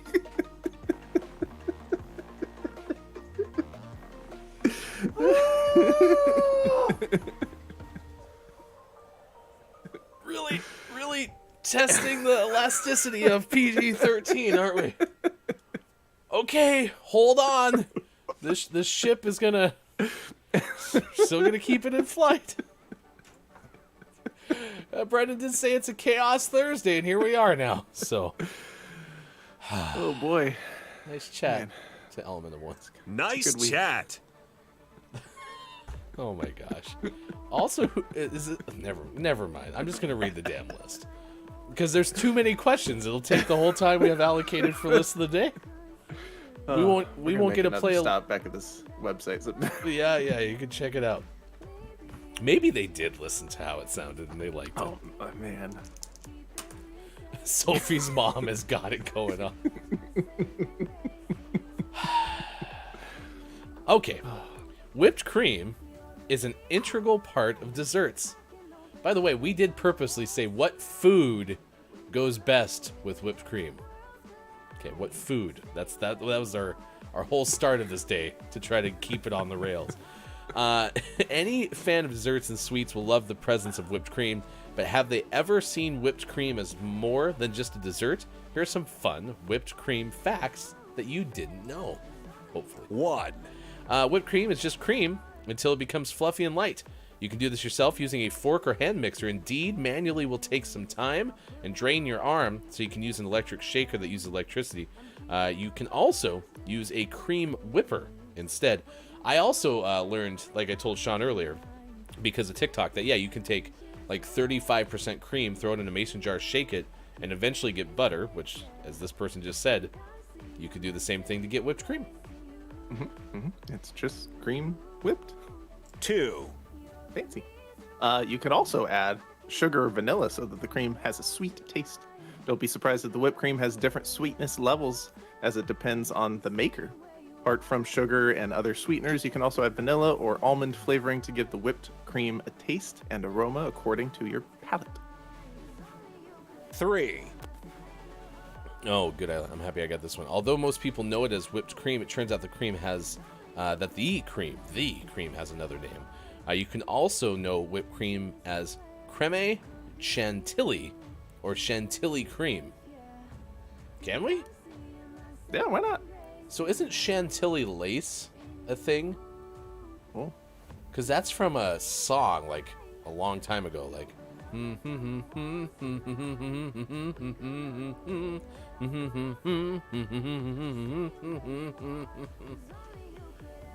That's a song by the Big Bopper. Yeah! Chantilly lace. You could change that to chantilly cream. Maybe. Hopefully. Maybe. 4, Number 4, not just whipping. You have to beat the cream at an exact temperature to produce the perfect whipped cream. The best number for making whipped cream is below 50 degrees. If you shake the cream with a temperature above 50 degrees, the result of your beating instead of whipped cream will turn into butter. Oh. Well, there you go. So, that means the temperature of the cream itself from start, not the temperature of the room you're in. Right. I can't make whipped cream. I'm in my house. You have to go outside in the cold. 5, Whipped cream, only available during winter. Number 5, whipped cream has a long history. Since the 16th century, people have been eating whipped cream. The whipped cream recipe itself originated in Italy in 1549 and finally became a French recipe in 1604. Is that like a line of established acceptance? Once you become a French recipe, then you're in? What took you so long? It's 1604 already. My God. 6, Number 6. I don't know if there was a typo in this. It says in ancient times in the 19th century.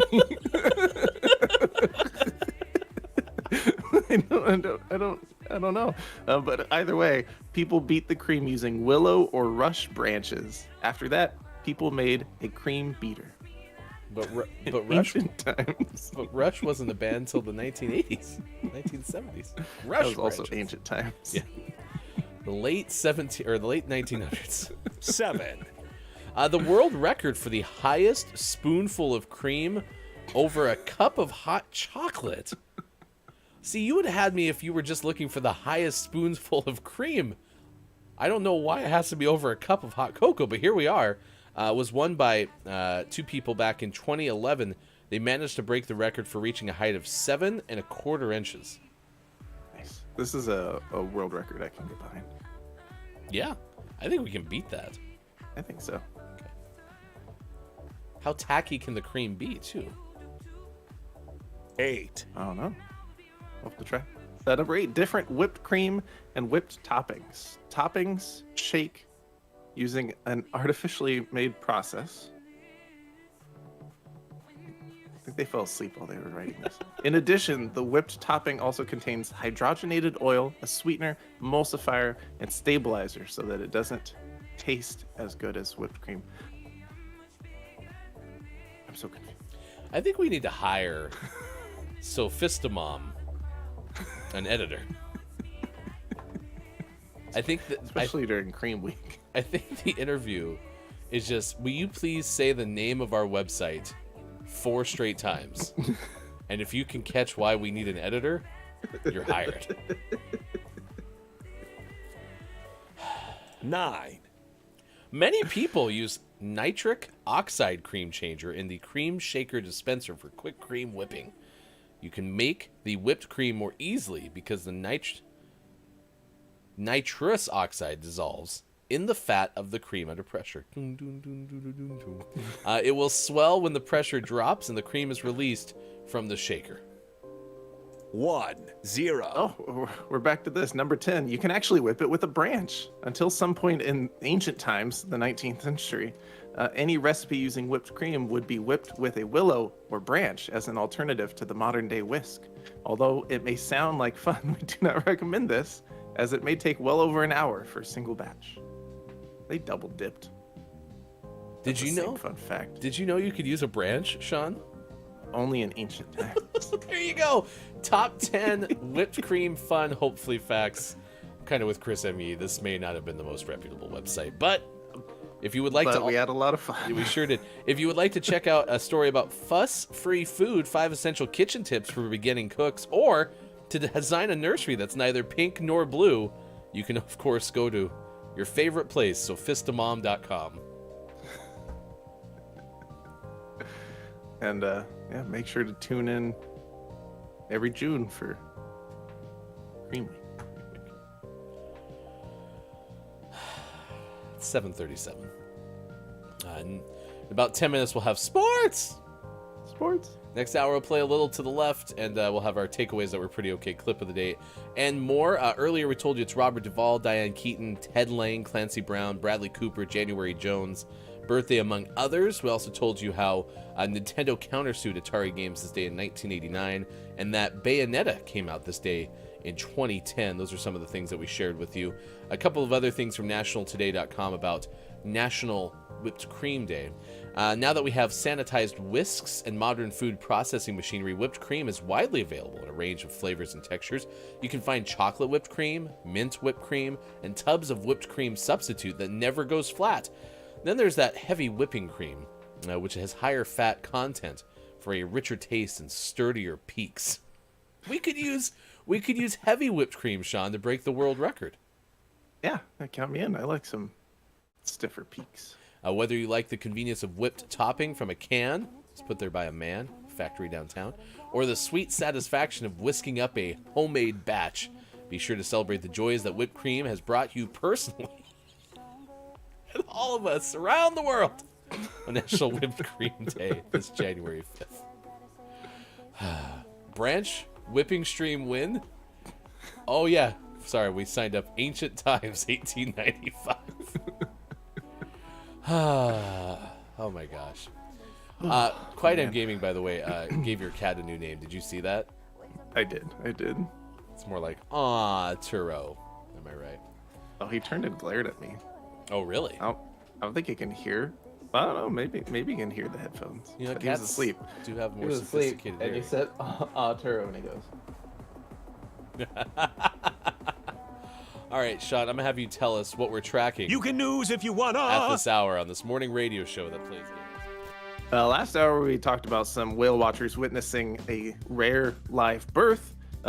This hour, we're going to talk to you about a unicycle rider nears end of Maine to Florida journey. Yeah, he's journeying from Maine to Florida. This is a 19-year-old unicyclist riding his single-wheeled vehicle from Maine to Key West. This is from Ben Hooper, of course, of UPI. He's entered his destination state, but still has hundreds of miles to go. Avery Suter, who is 19, who is originally from Jacksonville, Florida, but now lives in Maine, said his unicycle ride down the eastern seaboard is aimed at raising money and awareness for the East Coast Greenway, a project aimed at creating a network of connected cycling trails into one complete route down the east coast of the United States. Suter arrived Sunday in St. Augustine, Florida, after traveling about 1,800 miles since starting his 15-state journey in early September. He was spotted riding Tuesday in Palm Coast, about 445 miles from Key West. The unicyclist said he has relied on the hospitality of strangers during his journey. Quote, everybody who I stay with gets to sign my helmet, so I've connected a lot of names. It's kind of a record of everyone I've met along the way, end quote. This is Suter's quotes to WJXT TV. Suter said he travels about 20 to 30 miles per day, as his unicycle only takes him up to speeds of 8 or 9 miles per hour. He says he expects to complete the remainder of his journey in about 5 weeks. All right. Good luck. Keep on trucking. Keep on unicycling. Brendan goes, did the unicycle rider give birth, though? And Chris says, I don't want to see a unicycle rider live birth.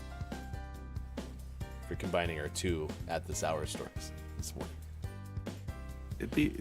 You gotta have some good balance for that. Kayloff says, it'd be one wheelie tough delivery. Boop. I'm happy I didn't butcher that for you, Kayloff. All right, Rocket League, then sports coming up in just a little bit. Thank you for being here for this morning radio show that plays games. It is Thursday, so if you haven't already, please follow Hey It's Brendan TTV as a chance to watch Brendan streaming probably later today around 4 p.m. Pacific time? Question mark? Probably. Also, saw on Twitter, too, we want to congratulate GMS host Austin Attack 12. One clip of the year, and the clip of the year show is available now as a VOD if you would like to watch it. Is that on YouTube, Chris ME, or is that a Twitch.tv VOD?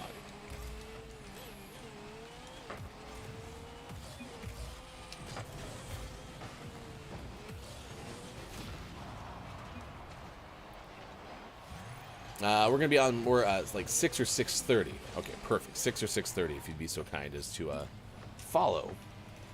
Hey, it's Brendan TTV. Hello to Superphonic. Thank you for being here for this morning radio show that plays games. Nice chat. We've been talking a bunch about whipped cream today.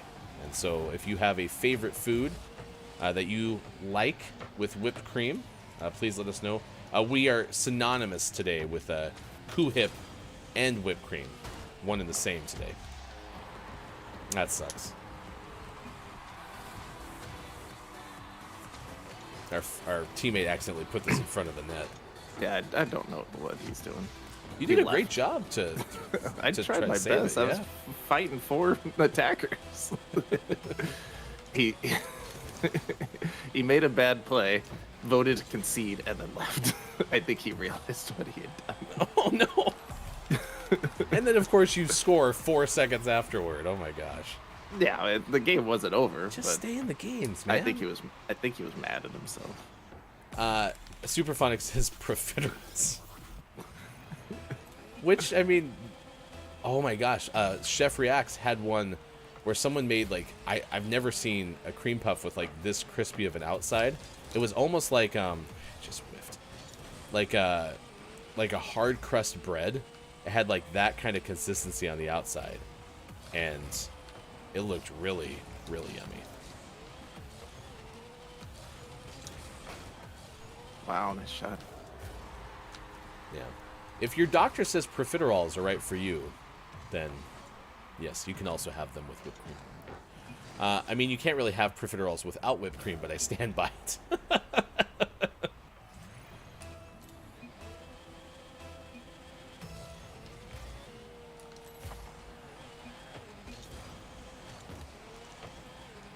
Oh, we didn't get an AI teammate, which is nice. Yeah, we got a replacement pretty much right away.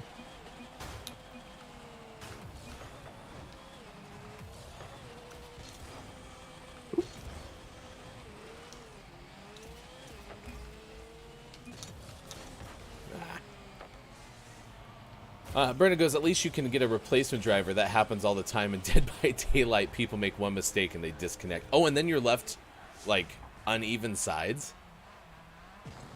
That sucks. I would like to see Dead by Daylight get replacements just like they do in Rocket League, where there's a big lightning strike. I guess that probably wouldn't help the person who comes in as the replacement hide very well from the killer. Oh, I turned the wrong way, Sean. Jeez.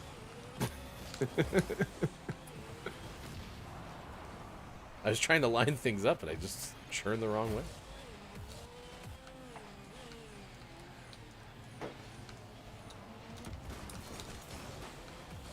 You got a breakaway. You're clear. All the way. Nice. There's a special place in hell for disconnectors. Superphonic. Wow. Wow. So what's over there? That's the murderers. Oh, okay. And what about over there? Oh, that's for all the swindlers. You know, people who steal money from people, cheat them, ruin their whole life, take all their savings. Oh, okay. And what's over there? Oh, those are for the Rocket League disconnectors. We can generalize it to just video game disconnectors. Okay. So that's not reserved specifically for the Rocket League disconnectors, but Yeah. okay. Are they all having to hold a controller? for the rest of their eternal life. They have to play whatever their favorite game is. They have to play it eternally down a bunch. Like if it's Rocket League, they're just down like 9-1 constantly. If they're playing Dead by Daylight, they're the only one left. Everyone else has been already sacrificed. Nice save.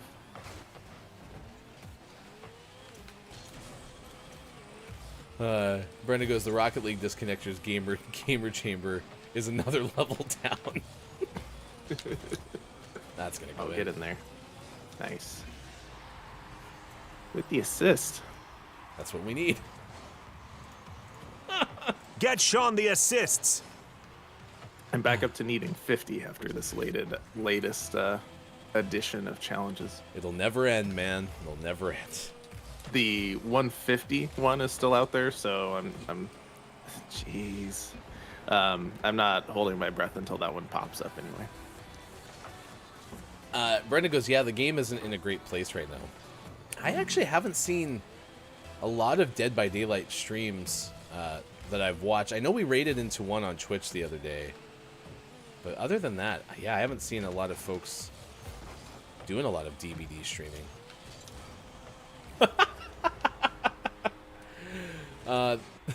Chris goes, the Apex team that finishes 17th every game. That's the rest of their existence.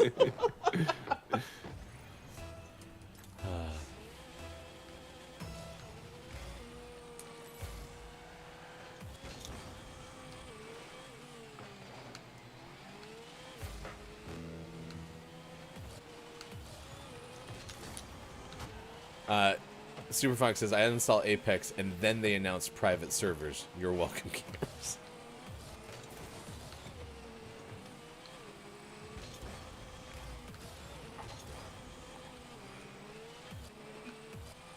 Get in there. Oh, nice try.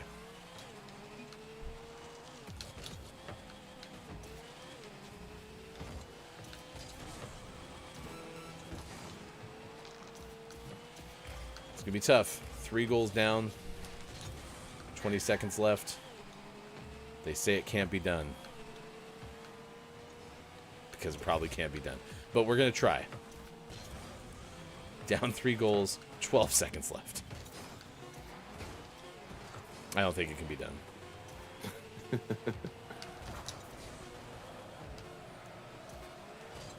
If only our teammate hadn't quit right off the bat. That was the difference right there. You had a good game, though. Yeah, could have been worse. Congratulations to B-Doug, who was the MVP of that match. That's a good name. I think it's pronounced Badug. B-Doug. So, Fistamom.com. You had 2 goals, a save, an assist, and 2 shots for 456 points. Nice work. Thank you. All right, 7:49 West Coast time. It's 10:49 out east. It's 3:49 for those watching GMS in the afternoon.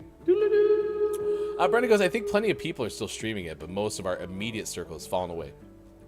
Excuse me. I still play, but I don't stream it. Superphonic, it's sad when your friends stop playing your favorite game. Sign of the times, though. All things change.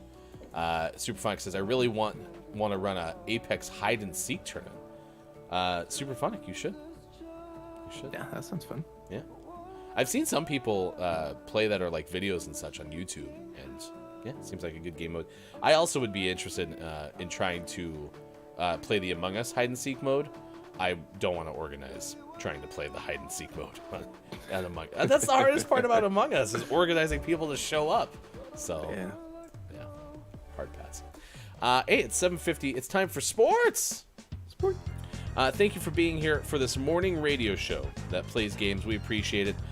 Bowl season is over, as we talked about yesterday. Just the national title games coming up on Sunday and Monday for the FCS and FBS levels, the college football playoff. TCU and Georgia coming up on Monday.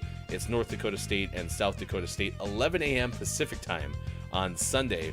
Yesterday, scores that happened included in the NHL. Minnesota beat Quiet Aim Gaming's Tampa Bay Lightning 5-1. The Lightning are 24-12-1 on the year.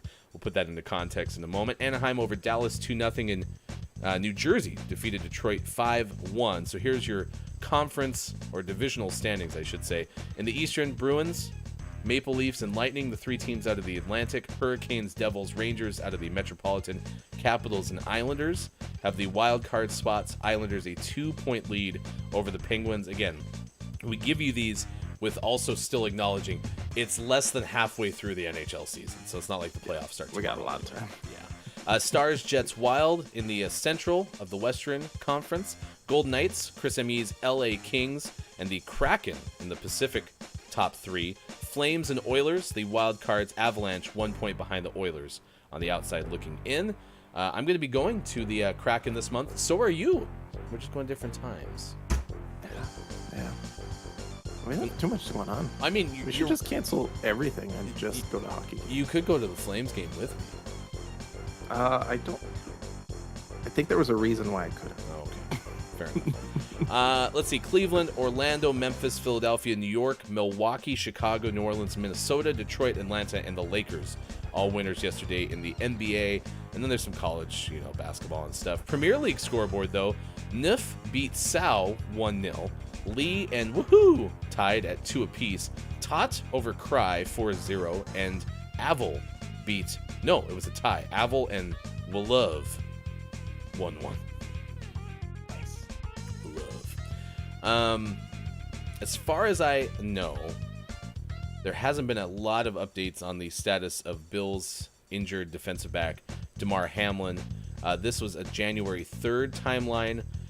It was an update from the uncle, who's kind of been, again, doing the updates. Oh, no, this is Hamlin's father, rather. Addressed the Bills and updates the safety status. I have a 1 hour ago posting for this one. Hamlin, if you missed this, on Monday, suffered cardiac arrest following a hit. His heartbeat was restored on the field. He had been in critical condition. The team further divulged that Hamlin is sedated and listed in critical condition. Here's a quote from Hamlin's father. Damar remains in the ICU in critical condition with signs of improvement noted yesterday and overnight. He is expected to remain under intensive care as his health care team continues to monitor and treat him. And that actually might be from a statement from the Bills, rather, not directly from Hamlin's father. Yeah, I see another quote from the team, is what it says. That he's made some improvement. He's still critically ill, but has demonstrated that he appears to be neurologically intact. So, good things. So, yeah, continue positive thoughts for Damar Hamlin. That was 25 minutes ago. A tweet from the Bills included what you just read. Physicians caring for Damar Hamlin at the University of Cincinnati Medical Center. Damar has shown remarkable improvement over the past 24 hours. And then what you just said. His lungs continue to heal, and he's making steady progress. So, yeah. All right. There's some of your sports headlines. Anything else sports-wise that's on your mind? Sports. I'm so sorry. Sports is brought to you by King Gray. Oh, jeez. Always the worst when we forget the sponsor. Find King Gray on the internet. There you go. Go hop into a stream and just talk about sports the whole time. Yeah. Pro Football Hall of Fame does have 15 finalists from the modern era list. Dwight Freeney, Joe Thomas, Darrelle Revis among those who became finalists in their first year of eligibility. You have Willie Anderson, Torrey Holt, Reggie Wayne, Devin Hester, Andre Johnson, Jared Allen, DeMarcus Ware, Super Bowl 50 champion with your Denver Broncos, Zach Thomas, Albert Lewis, Ronde Barber, Patrick Willis, and Darren Woodson as the others that are on that same list. And that is your sports.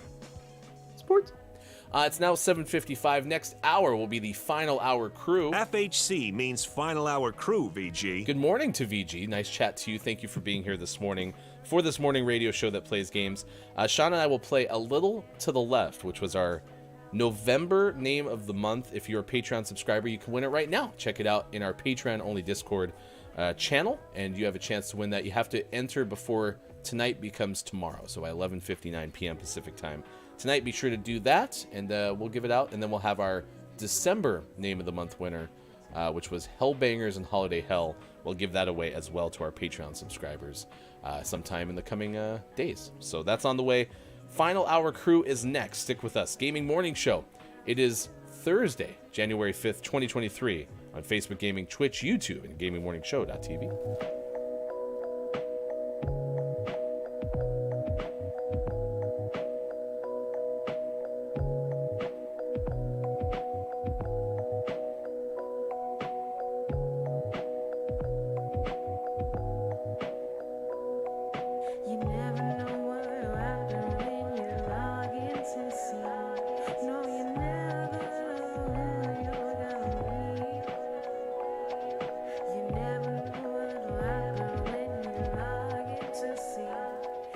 that you never did because, you know, you've played a wide variety of instruments. This is a good question to ask you. The only thing I can think of, things like I'd like to play the drums more because I don't have a drum set, so I'd like to have a drum set, even an electronic drum set, to be able to play the drums more. But I have played the drums.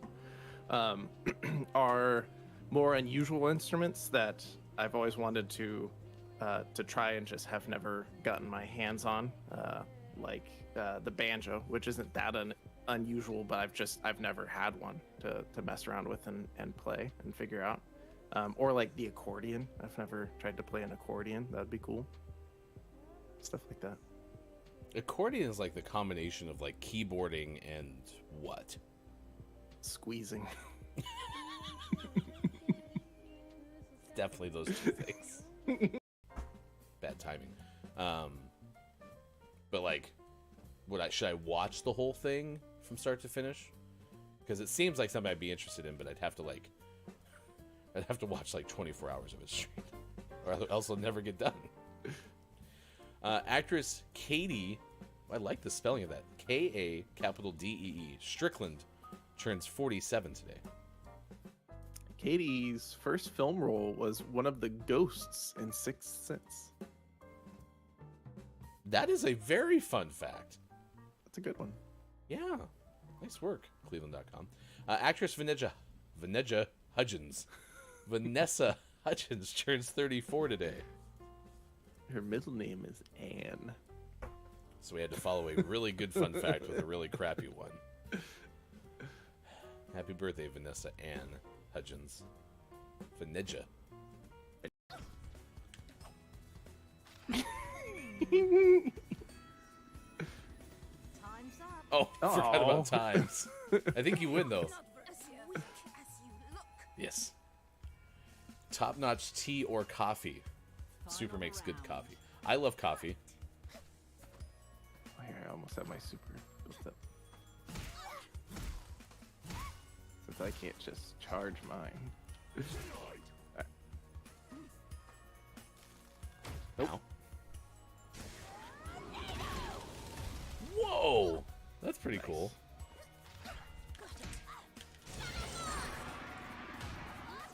That's a 32 timeser right there.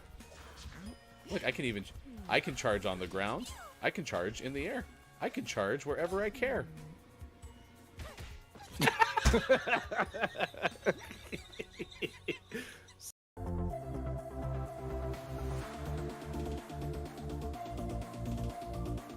Coming up on Gaming Morning Show, don't let the person floating from the balloons fall in the monster's mouth.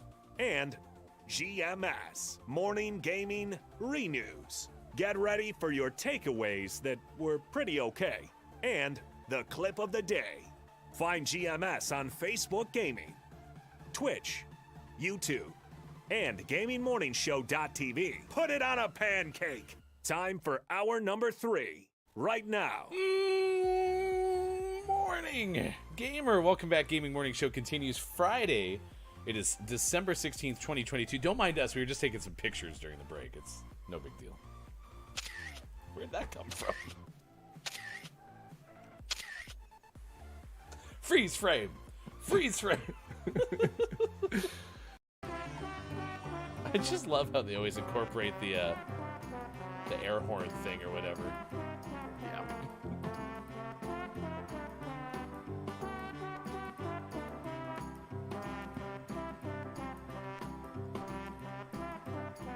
All together now. Oh, jingle bells, jingle all the way. Oh, what fun it is to ride a one-horse open sleigh. Jingle bells, jingle all the way. Oh, what fun it is to ride a one-horse open sleigh.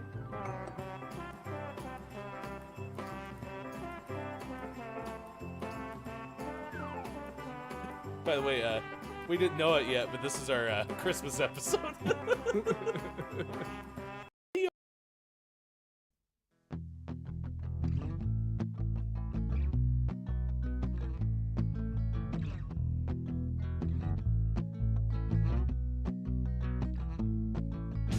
Tell your friends, tell your mom. Gaming Morning Show is on 6 to 9 a.m. Pacific. If you wanna get specific, come Monday through Friday and sometimes after dark. A daily theme with a question mark. We got gaming news and sports and Bob. Hefty, Austin, Mike, and Sean, the heartthrob. I couldn't imagine any other place to go than to start the day with the Gaming Morning Show.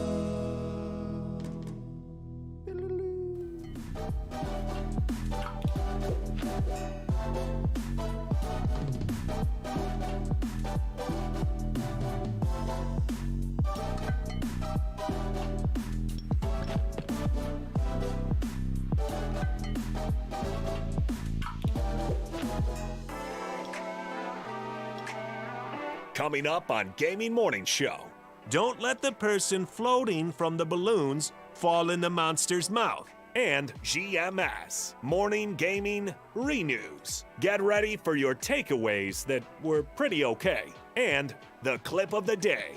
Find GMS on Facebook Gaming, Twitch, YouTube, and GamingMorningshow.tv. And follow us on Twitter at WatchGMS. All ahead on Gaming Morning Show. Time for hour number 3. Right now. Morning, gamer. Welcome back. Gaming Morning Show continues. Thank you so much for being here. It is the Thursday edition. It has been fairly chaotic, as is often the case on a Thursday.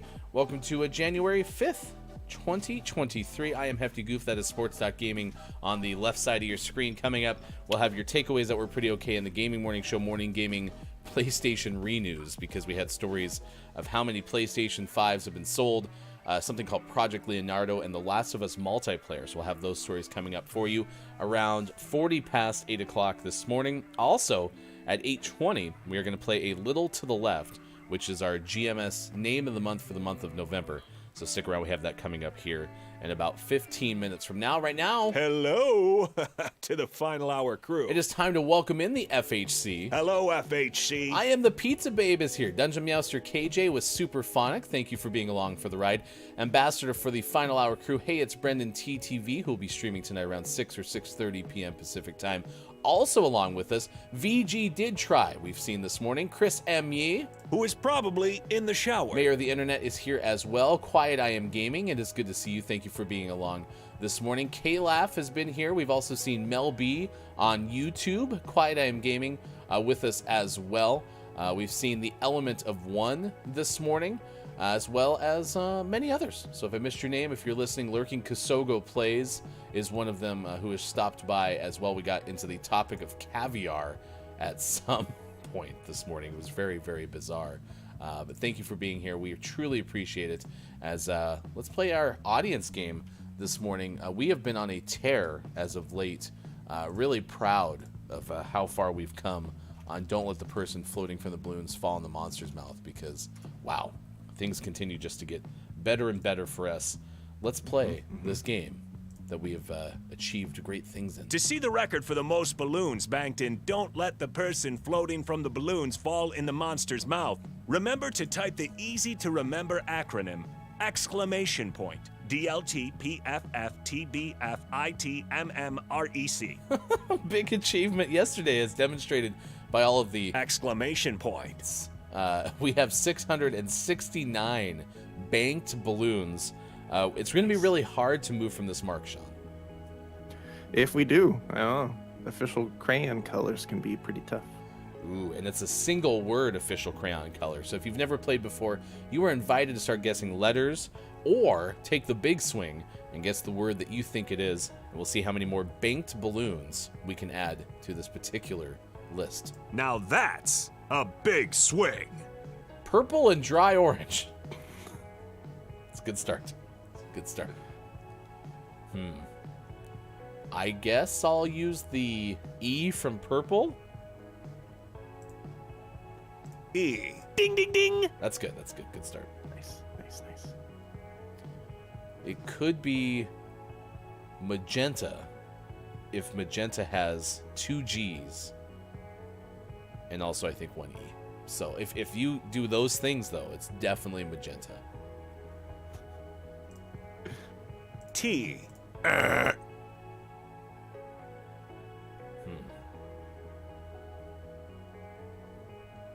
Can I salvage anything from dry orange? I guess I used the E from both of them, didn't I? Yeah, kind of. You could use the big D from dry orange. Whoa. That's a big swing. That wasn't a big swing. That was just a letter, Bob. It's just a capital letter. Jeez. D. Cha-ching. I liked the N. K-Laugh was there too, so I was going to go with the N as well. N. Cha-ching. Oh, is it dandelion? Ooh. That sounds fancy. Yeah, K-Laugh's with me there. Isn't dandelion an official color? I'll use the L. Yeah, it's dandelion. Nice. Nice work. Cracked. If it wasn't dandelion, my next guess was dead egg. That's weird. Downs and I had the same second guess.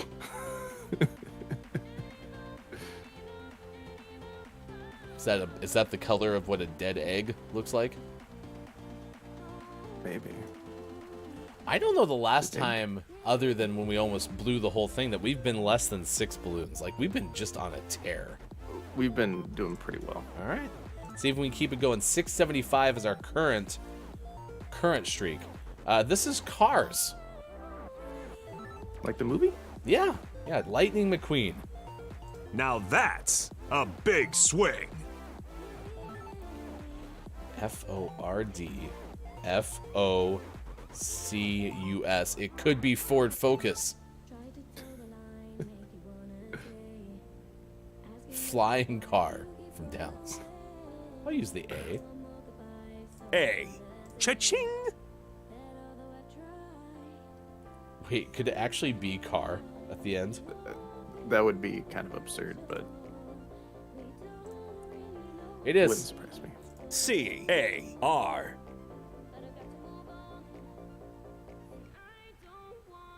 Maybe it's driving car.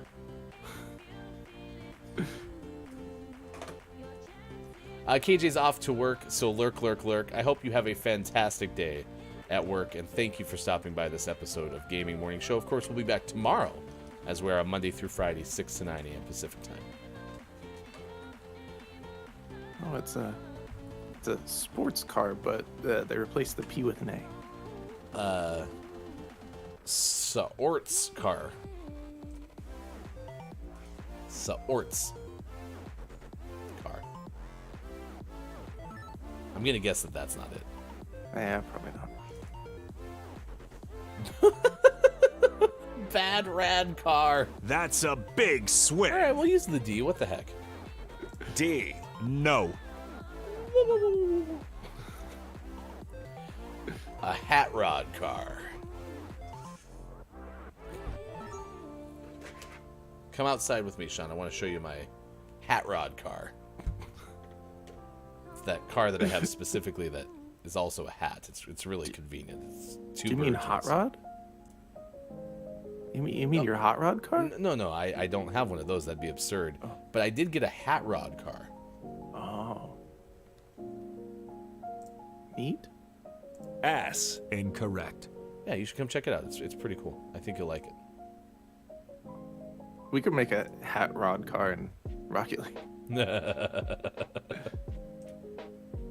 It's a hat rod car. You know, one that is a hat and a rod all together. Mm-hmm. It's not a very good looking car. Now that I think about it. T.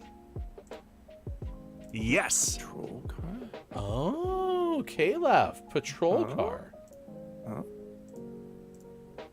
Cracked. Nice. That's a great guess, especially because we were kind of lost there. Yeah, nothing made sense. All right, 5 more banked balloons. We're up to an even 680, and now we give you fashion. Hat rod car. It's the same exact sequence. Down says, I think it's spelled petrol, and you call it gas. Petrol car. Ding. I like it. Oh, maybe this is something hat. Car rod hat. We'll go A. A. Yes. Actually, it could be hat. Nice. Let's do a T. I already hit the H. H. Ding, ding, ding. Wow, you were cracked. T. Correct. A Prada bag. It could be. Oh, you said Pranda bag.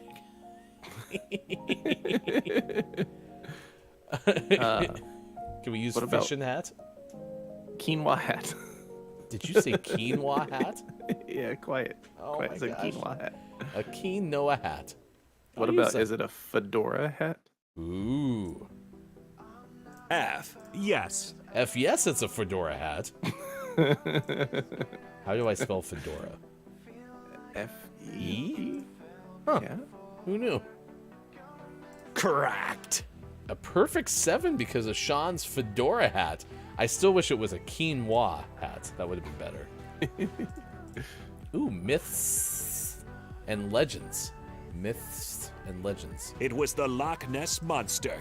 687. We could get to 700 balloons before today is over. Yeah, we could. Just have to believe.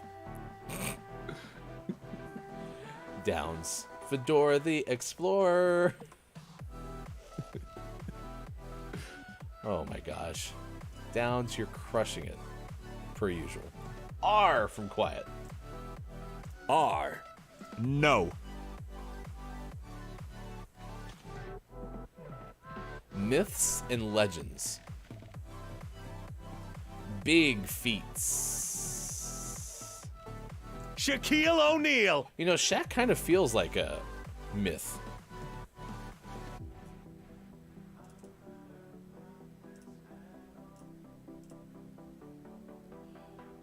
Oh, Sasquatching? Yeah, I needed more letters. It's the present tense of Sasquatch? It was Sasquatch. He's currently being Sasquatch. Ooh, leprechauns. Now that's a big swing. Use the E. E. Incorrect. Ooh, okay. Ooh, Downs. Now that's a big swing. Mythologist. O. Yes. Oh, yes. Cannot be mythologist.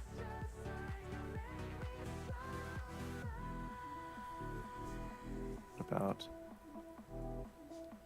I think that. Ass. Cha-ching. It's plural.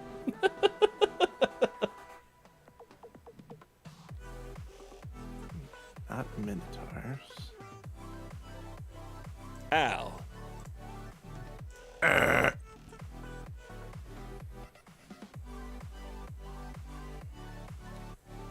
do you feel about a T? I like a T. T. A U from K-Laugh. Ooh, U. Cha-ching. nice. And a D from Downs. D. That was no, incorrect still. We have 2 balloons left. Ruh-roh. It's a rhinoceros. A C from Mel B. C. Correct. IUS at the end? It can also Yeah. be AUS, but let's start with the I. I. Cha-ching. So yeah, it's not IUS at the end. So you think maybe AUS?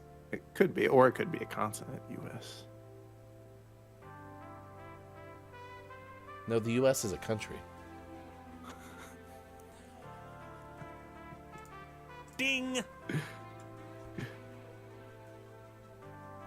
Ooh, K-Laugh wants hippocampus. That's a big Definitely not swing. Oh, name one place where hippocampus is real. In our brains. Other than that, though. What if it was hippocampus and they're just really confused about what it is? Well, I'm worried that someone decided to like write a legend book or something, and Yeah, I'm with K-Laugh. Let's do And Yeah, then- like it's the almost like mythical. Hippo Krampus. All right, here we go. A. Correct. It fits exactly where hippocampus would be needed. That's M. all we're gonna see now. Yeah. I mean, if we guess the P, the good news is we would know that we're right. Right.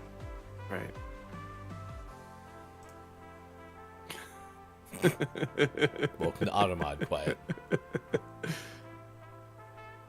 Yeah. Let's do the M. M it is. M. M. Cha-ching. It also fits exactly where you would want hippocampus to be. You have Googled this by now, right? To see if it's also a legend or lore. Happy FHC. Hello, FHC. To Papa Paws, thank you for being here. We're about to find out that hippocampus is apparently also a myth or legend. P. What? Yes. Unless it's So- Bippocampus, Fippocampus, Gippocampus, Kippocampus. So the hippocampus in the brain is roughly shaped like a seahorse, and hippocampus comes from Latin hippos, meaning horse, and campus meaning sea monster. Correct. Apparently that's a mythical creature. I like how we got to this because Caleb is going hippocampus, lol. Someone read the etymology of hippocampus and was like, that's a myth. Well, I mean, Papa Paws says it is a myth, so someone knew it. I was with you. I thought it was a body part, and you said it's in the brain, right? Yeah, it's part of the brain. Huh, there you go. Well, somehow, some way, we came out of this with 689 banked balloons. So there you go. There you go. Huh. So free I of had no charge. idea. Who knew? Oh, look at that. It's amazing. It's amazing. It's a mythological creature shared by Phoenician, Etruscan, Pictish, Roman, and Greek mythology. Huh. It's depicted as having the upper body of a horse and the lower body of a fish. Oh, so it is. It's spot on, huh? Yeah. Correct. All right. Papa Paws was here to talk some sense into us. Huh. Downs, though, did throw out my favorite type of mythical wine, Pinot Camptus. It's a nice... That's a vintage... That's from ancient times. That's definitely from the 19th century. That's great. Now I have two takeaways for today. All right, share your screen. We're going to play a little to the left. If you're a Patreon subscriber, you have a chance to win this game. This is our November name of the month. We named it earlier this week because we were behind on our names of the months. So if you go to our Patreon-only Discord, you can go in there and you can answer our easy-to-answer question to have a chance to win this now. And then Sean and I are going to play this simultaneously, which, you know, should work just fine. But we've never played this game before. It's not a multiplayer game, right? No, it's for your eyes only. Yeah. So there's a daily tidy, which is like beckoning at us. Yeah, it's really exciting. Yeah. I think we just play. Yeah, I'm just going into play. Wait, I was like, did you scroll down and it worked? Okay.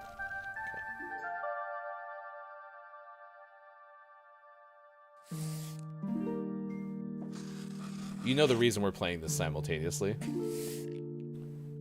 is because I need to watch you play it so that I can actually have a chance to win. So You're gonna copy off my paper. yeah, pretty much. So Nah, that's better. It was screaming at me. it was so loud. I just move it. Yeah, you can tidy it up. Is that what this game is about? Is just tidying? Yeah, and organizing. Okay, now I'm confused why. No, this is a me problem, not a you problem. There we go. Weird. That's nice. This is a very relaxing game. pencils are all askew.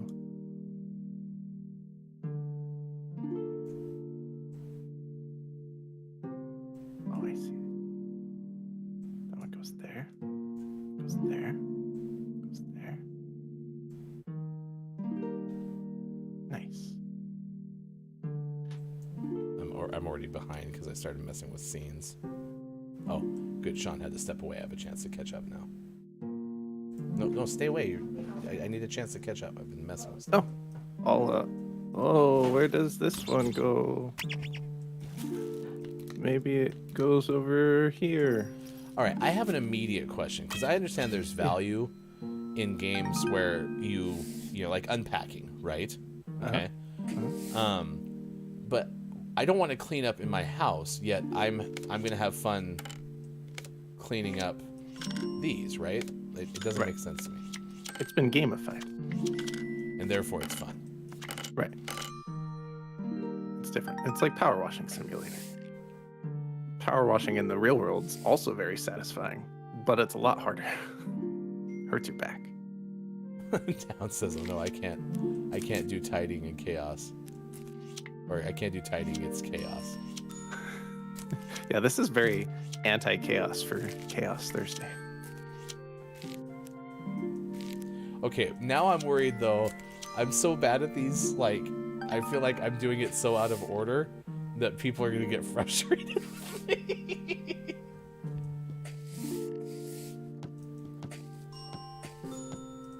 Oh, I do like the sequence of chimes that happen when you get the pictures right.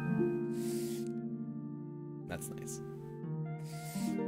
Quiet says this is very relaxing. Thank you. You're welcome. This is fantastic. I'm gonna play the heck out of this game. I'm gonna do all those daily tidyings. Okay, now I'm confused. The envelopes, I don't put the letters in the envelopes? Nope, just gotta stack them. What? Who Yeah, you stacks just their stack them right letters? in the middle. Right in the middle, biggest to smallest. Oh, of course you do. Yeah. I found Nintendo games. I knew that. You definitely go biggest to smallest.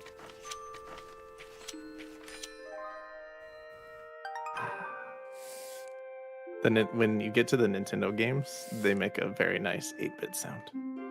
Well, these books are already done for me. Now you gotta go tallest to shortest. Why? Because OCD. I wonder if you could also go like fattest to skinniest. I wonder if there are options. So you did tallest to shortest? Yeah, but you probably go shortest to tallest, which is. Well, let me try the. Appears like you're doing. The fat. No, now I'm gonna go to the fat thin thing. Okay. Oh yeah, you could. Nice. So see, I think it's a choose your own adventure. You just have to make it organized in some way. Nailed and you got 1 of 2 stars. Maybe you got a secret ending. Oh, so there's different like. Maybe. You're trying to Jenga these Nintendo games.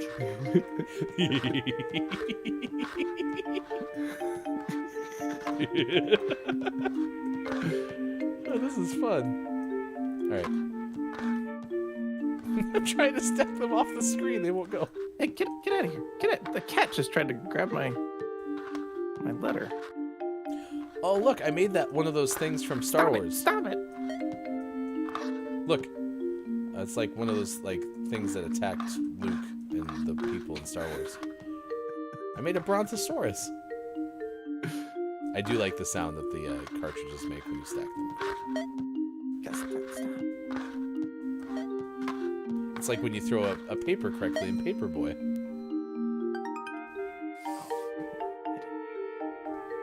So this is the part where the cat gets you? Yeah, the cat tried to get my letters. Hey.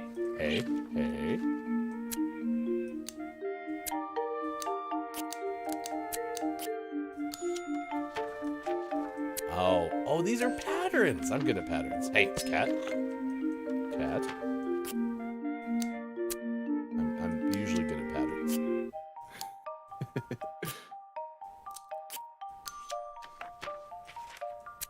You know, I don't think this letter is going to get where it needs to go, though, because it looks like it's not able to be read, that address there.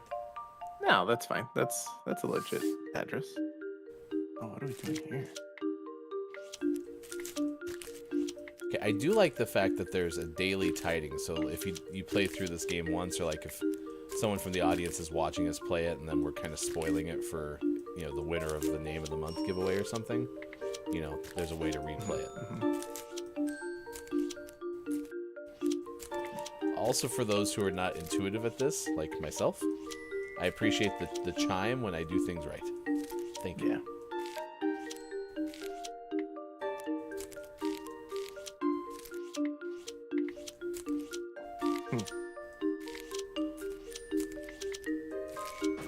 Not sure what I'm supposed to be doing here. What is that? And why are they drawing so much off of the Post-it notes?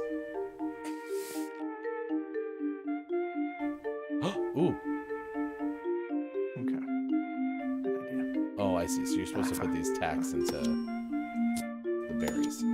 Yeah. They go in clusters of numbers.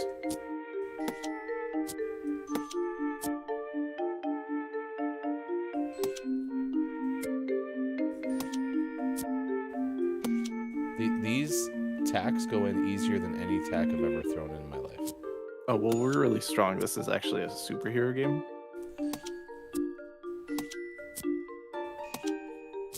Nice. Perfect.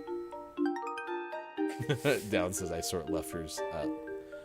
I sort lefters like Hefty. Okay, let's try that again. Downs, haha, Hefty sorts letters like me. And Down said, I'm in the same camp as Hefty. I don't want to do something I don't want to do in the real world, in the game world. I mean, I understand. I haven't played a game like this before, to be honest. And I understand, you know, why people enjoy them. Because, I mean, it reminds me a lot of, like, what I've learned about us, or myself, since we played Hamster Playground. You know, it's been relaxing. It's quite relaxing. So those are every 3/12 would mean this 3/12. It's 9. 9 plus 12 is 21. 28. 29. 30. Okay. I do like these, like, math puzzles. 6, 11, 9, 16. Oh, everything's plus 9. Sorry, spoilers. I feel like your voice even went calmer. Well, yeah, you have to go calm. The pull it off the sticker pad sound is a little jarring. But... Yeah, it's a little abrasive, right?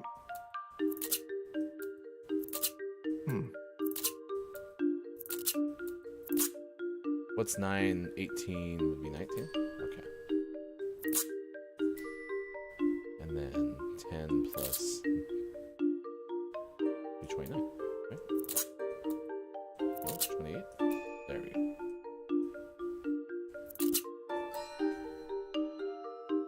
Cracked.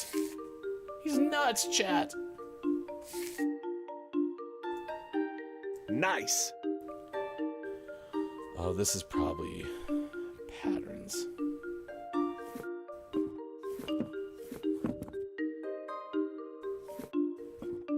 Maybe I'm about to reveal a hippocampus. A mythical creature. See, I bet this is another one that you could also do. I'm going to try mine. You're doing the pattern. I'm going to try mine in height order. And see if that also works.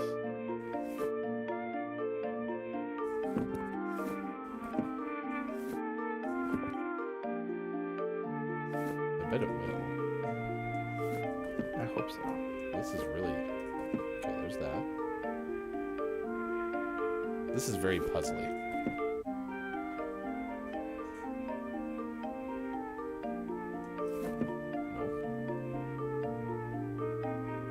It's broad stroke to broad stroke. Hi, Jordy Jasper. It's good to see you this morning. Hello, FHC. Give a Height shout. order didn't seem to work.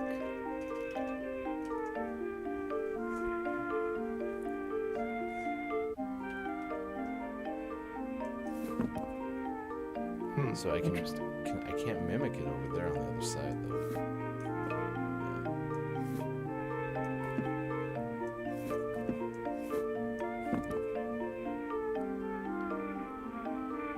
So this goes here.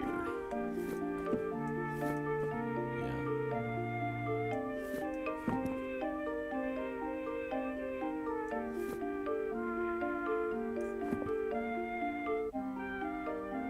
So I have a lot of the pattern correct. I just need to move it to the right places now.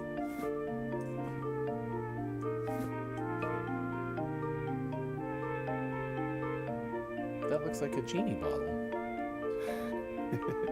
Welcome back, VG. It's good to see you. Hello, FHC.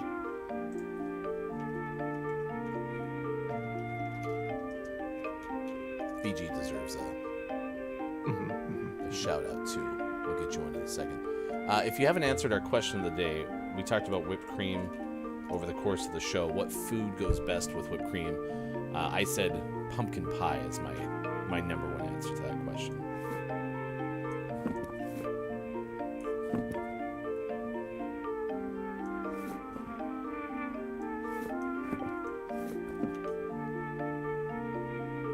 That doesn't look right there. That doesn't look right either. That's right, though. Hey, Sean. I think you're close on that one puzzle. You just need to move that one part a little to the left. Oh, yes. So, chat, we had talked about playing this game where his screen is inverted, and then he's playing a little to the right. Nice. Oh, so this is not the bookend. This goes here. Right? Or maybe that goes in the middle? You finished. Crap. I can't cheat off your paper.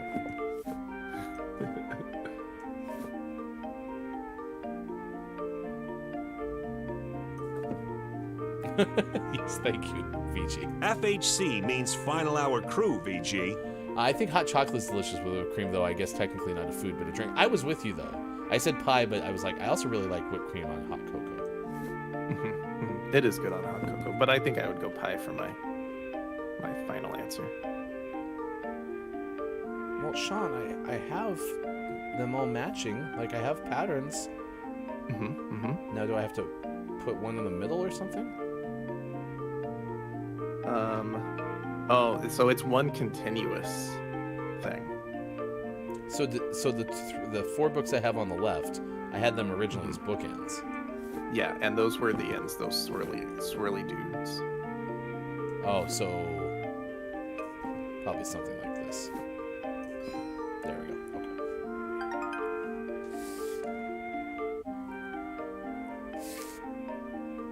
Uh-oh.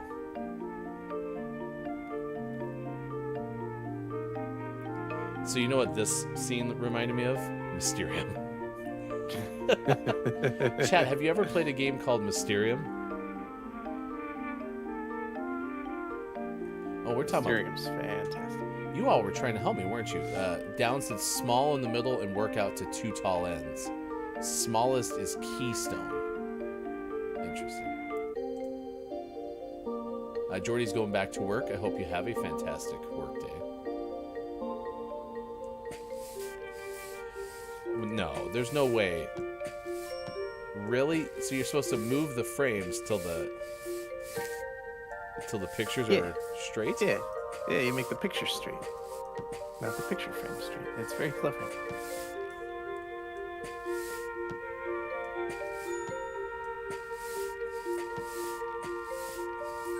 They have all the same angle, don't they?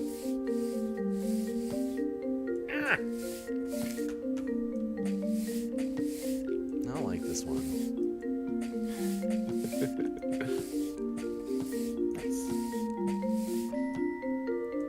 Yeah, it was kind of hard to get a couple of those to the extreme where they needed to be. Kept going off screen. I like that one. VG says, what's Mysterium? So Mysterium is a cooperative board game where one player plays as a ghost. Where did this go? One player plays as a ghost who was murdered, and it's kind of clue-like in the fact that the players are trying to figure out who killed that ghost, in what room with what weapon, and the ghost can only communicate through abstract art cards to try to lead the other players to a certain sequence of killer, location, murder weapon. And it's just a lot of fun. It does have very much a Clue vibe, as she said.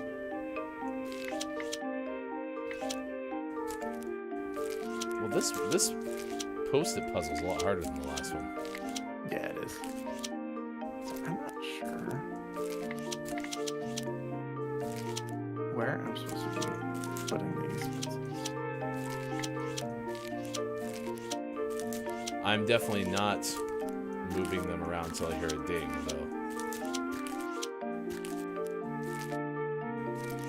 This is the only one I got right so far. See? Ah.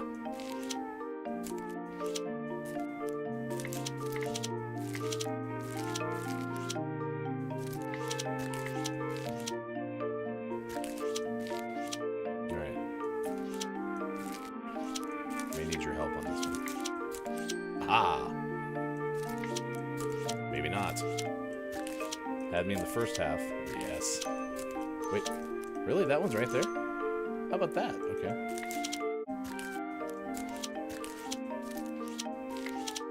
It's a little bit too much of a smudgy sound here for me.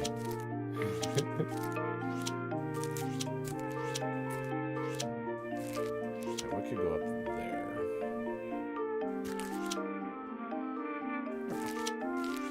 I don't know, it's just confusing because I wasn't sure where they were supposed to go. Interesting.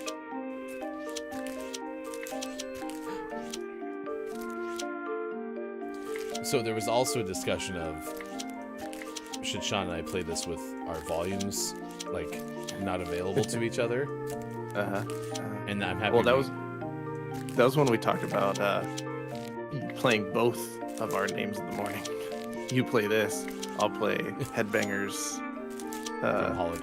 from Holiday Hell without us being able to communicate. We'd just be playing two completely different games at the same time.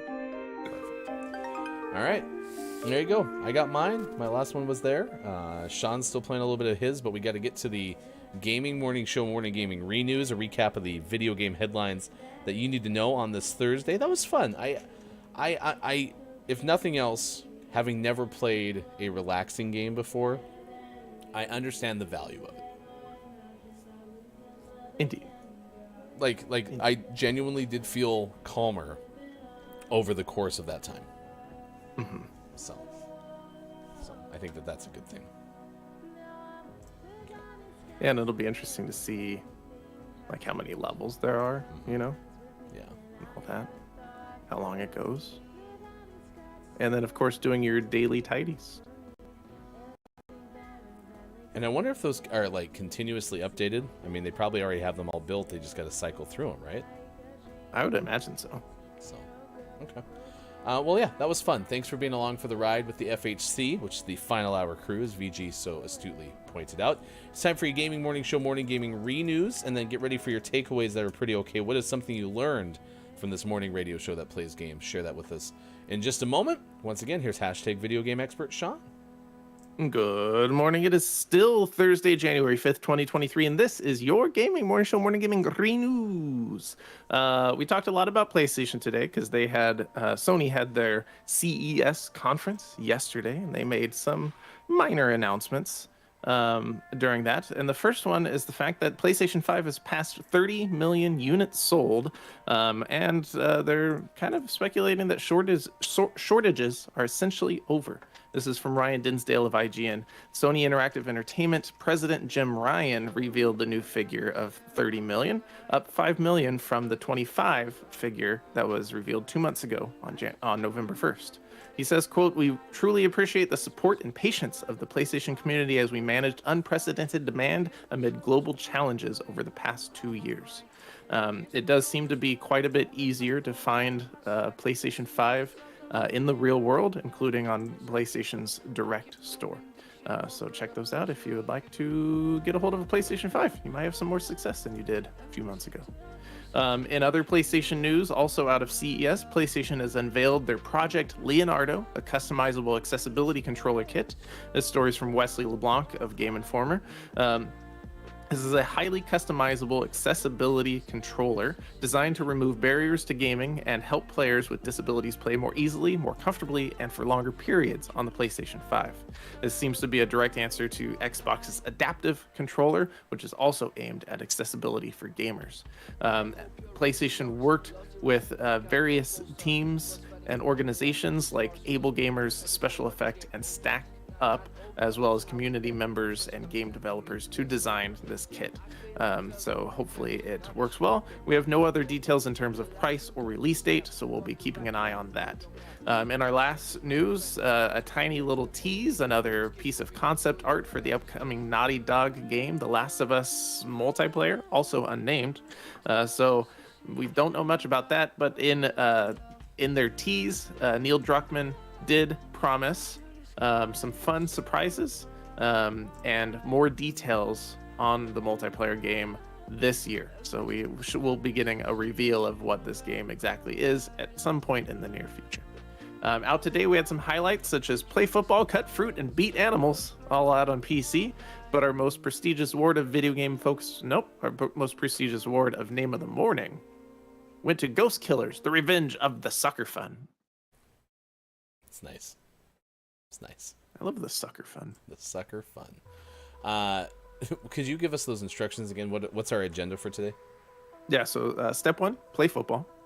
Not sure if it's American football or soccer, but play some sort of football. Then cut some fruit. And then beat animals. Oh, you mean like whisk together like animal crackers or something like that? Yeah. Yeah. I don't believe you. That one. All right, what are your takeaways that are pretty okay? Sean, do you have any nominees for Billy Thundergun Teammate of the Match Award? I do. There were quite a few good ones today. At least early on, K-Laugh had few comments, but each one very good. And he started strong with willing to try Scrapple whipped cream. Oh yeah, so we asked if K-Laugh would try Snapple whipped cream, or like Snapple with whipped cream on top, and without hesitation, even before I think the words left my mouth, K-Laugh did say would. Also added, it'd be one Willy Tough delivery, which was pretty good. All right, I'm gonna put forth a nominee as well. I just need to give you back some of the quotes from this person. Okay. Also, like K-Laugh, a member of the 999 plus club. Profiteroles were their choice for best food with whipped cream, saying, I mean, you can't have profiteroles without whipped cream, but I stand by it. But then said there's a special place in hell for disconnectors, which has made me kind of laugh as well. That was Superphonic who had that there. So with K-Laugh and Superphonic loaded into the random generator machine, let's see who wins today's Billy Thundergun Teammate of the Match Award machine. Beep bop boop, beep boop bop, beep boop beep. Beep bop boop, boop boop beep bop, beep boop boop beep bop. Ding. Superphonic has won today. Congratulations to Superphonic.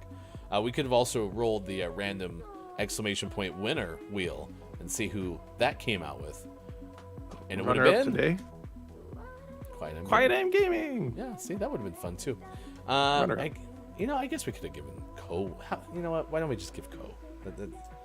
Both had a great show. Here you go. K-Laugh and Superphonic are today's winners of the Billy Thundergun Teammate of the Match Award. All right. Does fit Chaos Thursday. It does does. All right, it's time for the clip of the day. The clip of the day. Hey, look, it's the clip of the day. Doot, doot.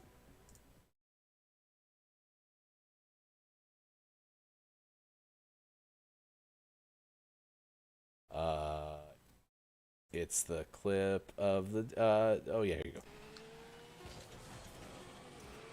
Doot, doot.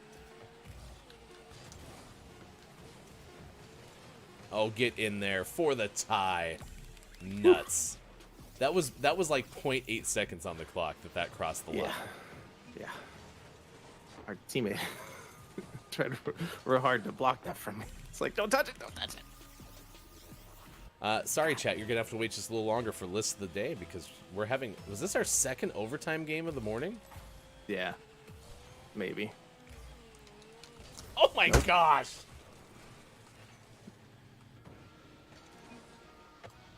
What are the odds? I also want to let you know that even if I had been back in goal, Yeah, there's no way you would have. I wouldn't say that. So. So there you go.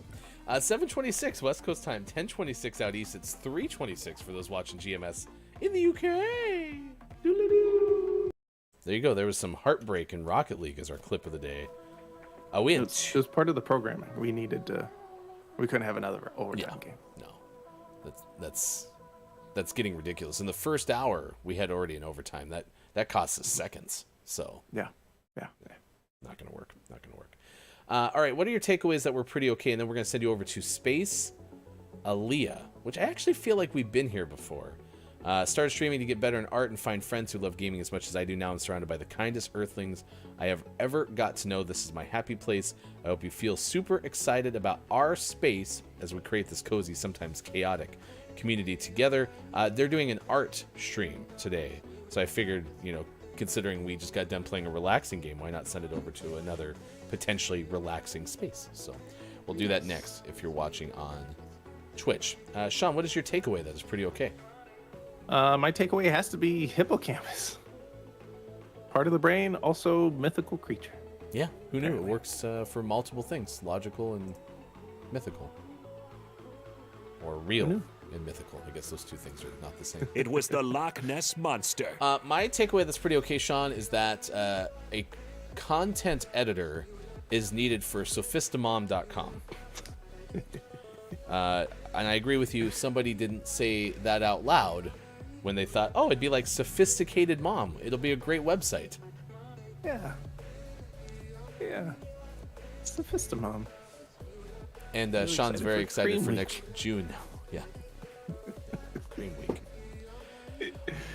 That'll do it for us. Stay tuned for the best moments from today's show. We'll be back tomorrow as we are Monday through Friday, 6 to 9 a.m. Pacific time. I didn't get that shout out to VG in Twitch new form, so here's Twitch old form. Please follow VG Did Try as well on Twitch. It's great to see so many of you. Thank you for being here. For Sean, for Austin, I'm Hefty Goof. Have a great rest of your Thursday. May it be as chaotic as this particular show was today. Goodbye, everyone. Even like hot cocoa, when you add whipped cream to it, it gets infinitely better. It's pretty good by itself. It gets way better when you have whipped cream on top. Indeed. Okay. Well, let us know what food you think goes best with whipped cream. We'll give you some anecdotes coming up. We'll also tell you a story how whale watchers witnessed a rare birth off the California coast. That story is on the way. Next hour, we'll tell you of a man on a unicycle journeying from Maine to Florida. So that story is on the way as well. Birthdays this day in gaming history later this hour. But right now, it's time to get informed. The video game headlines you need to know. As always, here's hashtag video game expert Sean. Good morning. It is Thursday, January 5th, 2023, and this is your Gaming Morning Show Morning PlayStation News. I have a lot of PlayStation stories. See, it seems like it. Or it's like either that or did we get a sponsor? Brought to you by Xbox. Within a segment, today's name of the morning goes to Ghost Killers, the revenge of the sucker fun. Out on PC. Not of sucker fun, but the sucker fun. The sucker fun. Oh my gosh. I like how, you went from instructions to things that were in things. You had in the building, Cats 3, and ninjas in the dungeon. And then there's Rubtail. Woo. I don't know. I don't know about that one. I don't know how I feel about a rub tail. It's about preparing barbecue. Oh, and I think it's a typo, which is better. Not a rub tail, it's a rum tail. Sometimes a rum tail leads to a rub tail. Okay, 6:37. That's the Gaming Morning Show, Morning Gaming News. Thank you, Sean. You bet. Jeez. Line of the morning. Yikes. That was pretty cool. Yeah. Yeah. You couldn't ride it though. It was still chocolate. But the wheels probably moved. Probably. Like, this person can do everything. He's like, yeah, that's a million over, a million out of 10. I totally eat it, and my confidence is shot. That's basically how Chef reacts. Yes. States that. All right, it's now a time You can news if you wanna. to see what we're tracking at this hour on this morning radio show that plays games. This one has to do with whales and birth. Have you ever gone whale watching on like a boat in the ocean?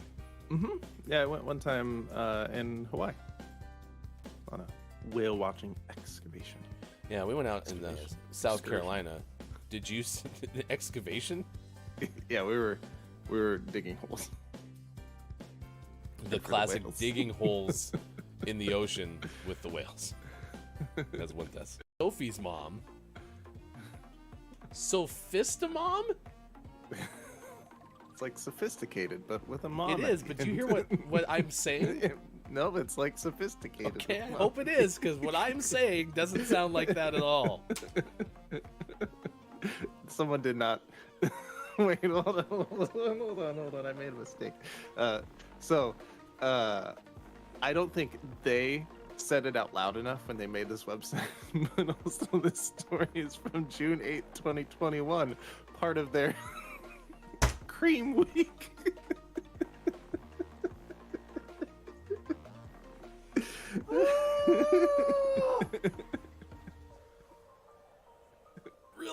Really testing the elasticity of PG-13, aren't we? Okay, hold on. This ship is still gonna keep it in flight. I can get behind. Yeah, I think we can beat that. I think so. How tacky can the cream be, too? 8. I don't know. We'll have to try. Number 8, different whipped cream and whipped toppings. Toppings shake using an artificially made process. I think they fell asleep while they were writing this. In addition, the whipped topping also contains hydrogenated oil, a sweetener, emulsifier, and stabilizer so that it doesn't taste as good as whipped cream. I'm so confused. I think we need to hire Sophistamom, an editor. I think that especially during Cream Week. I think the interview is just, will you please say the name of our website 4 straight times? And if you can catch why we need an editor, you're hired.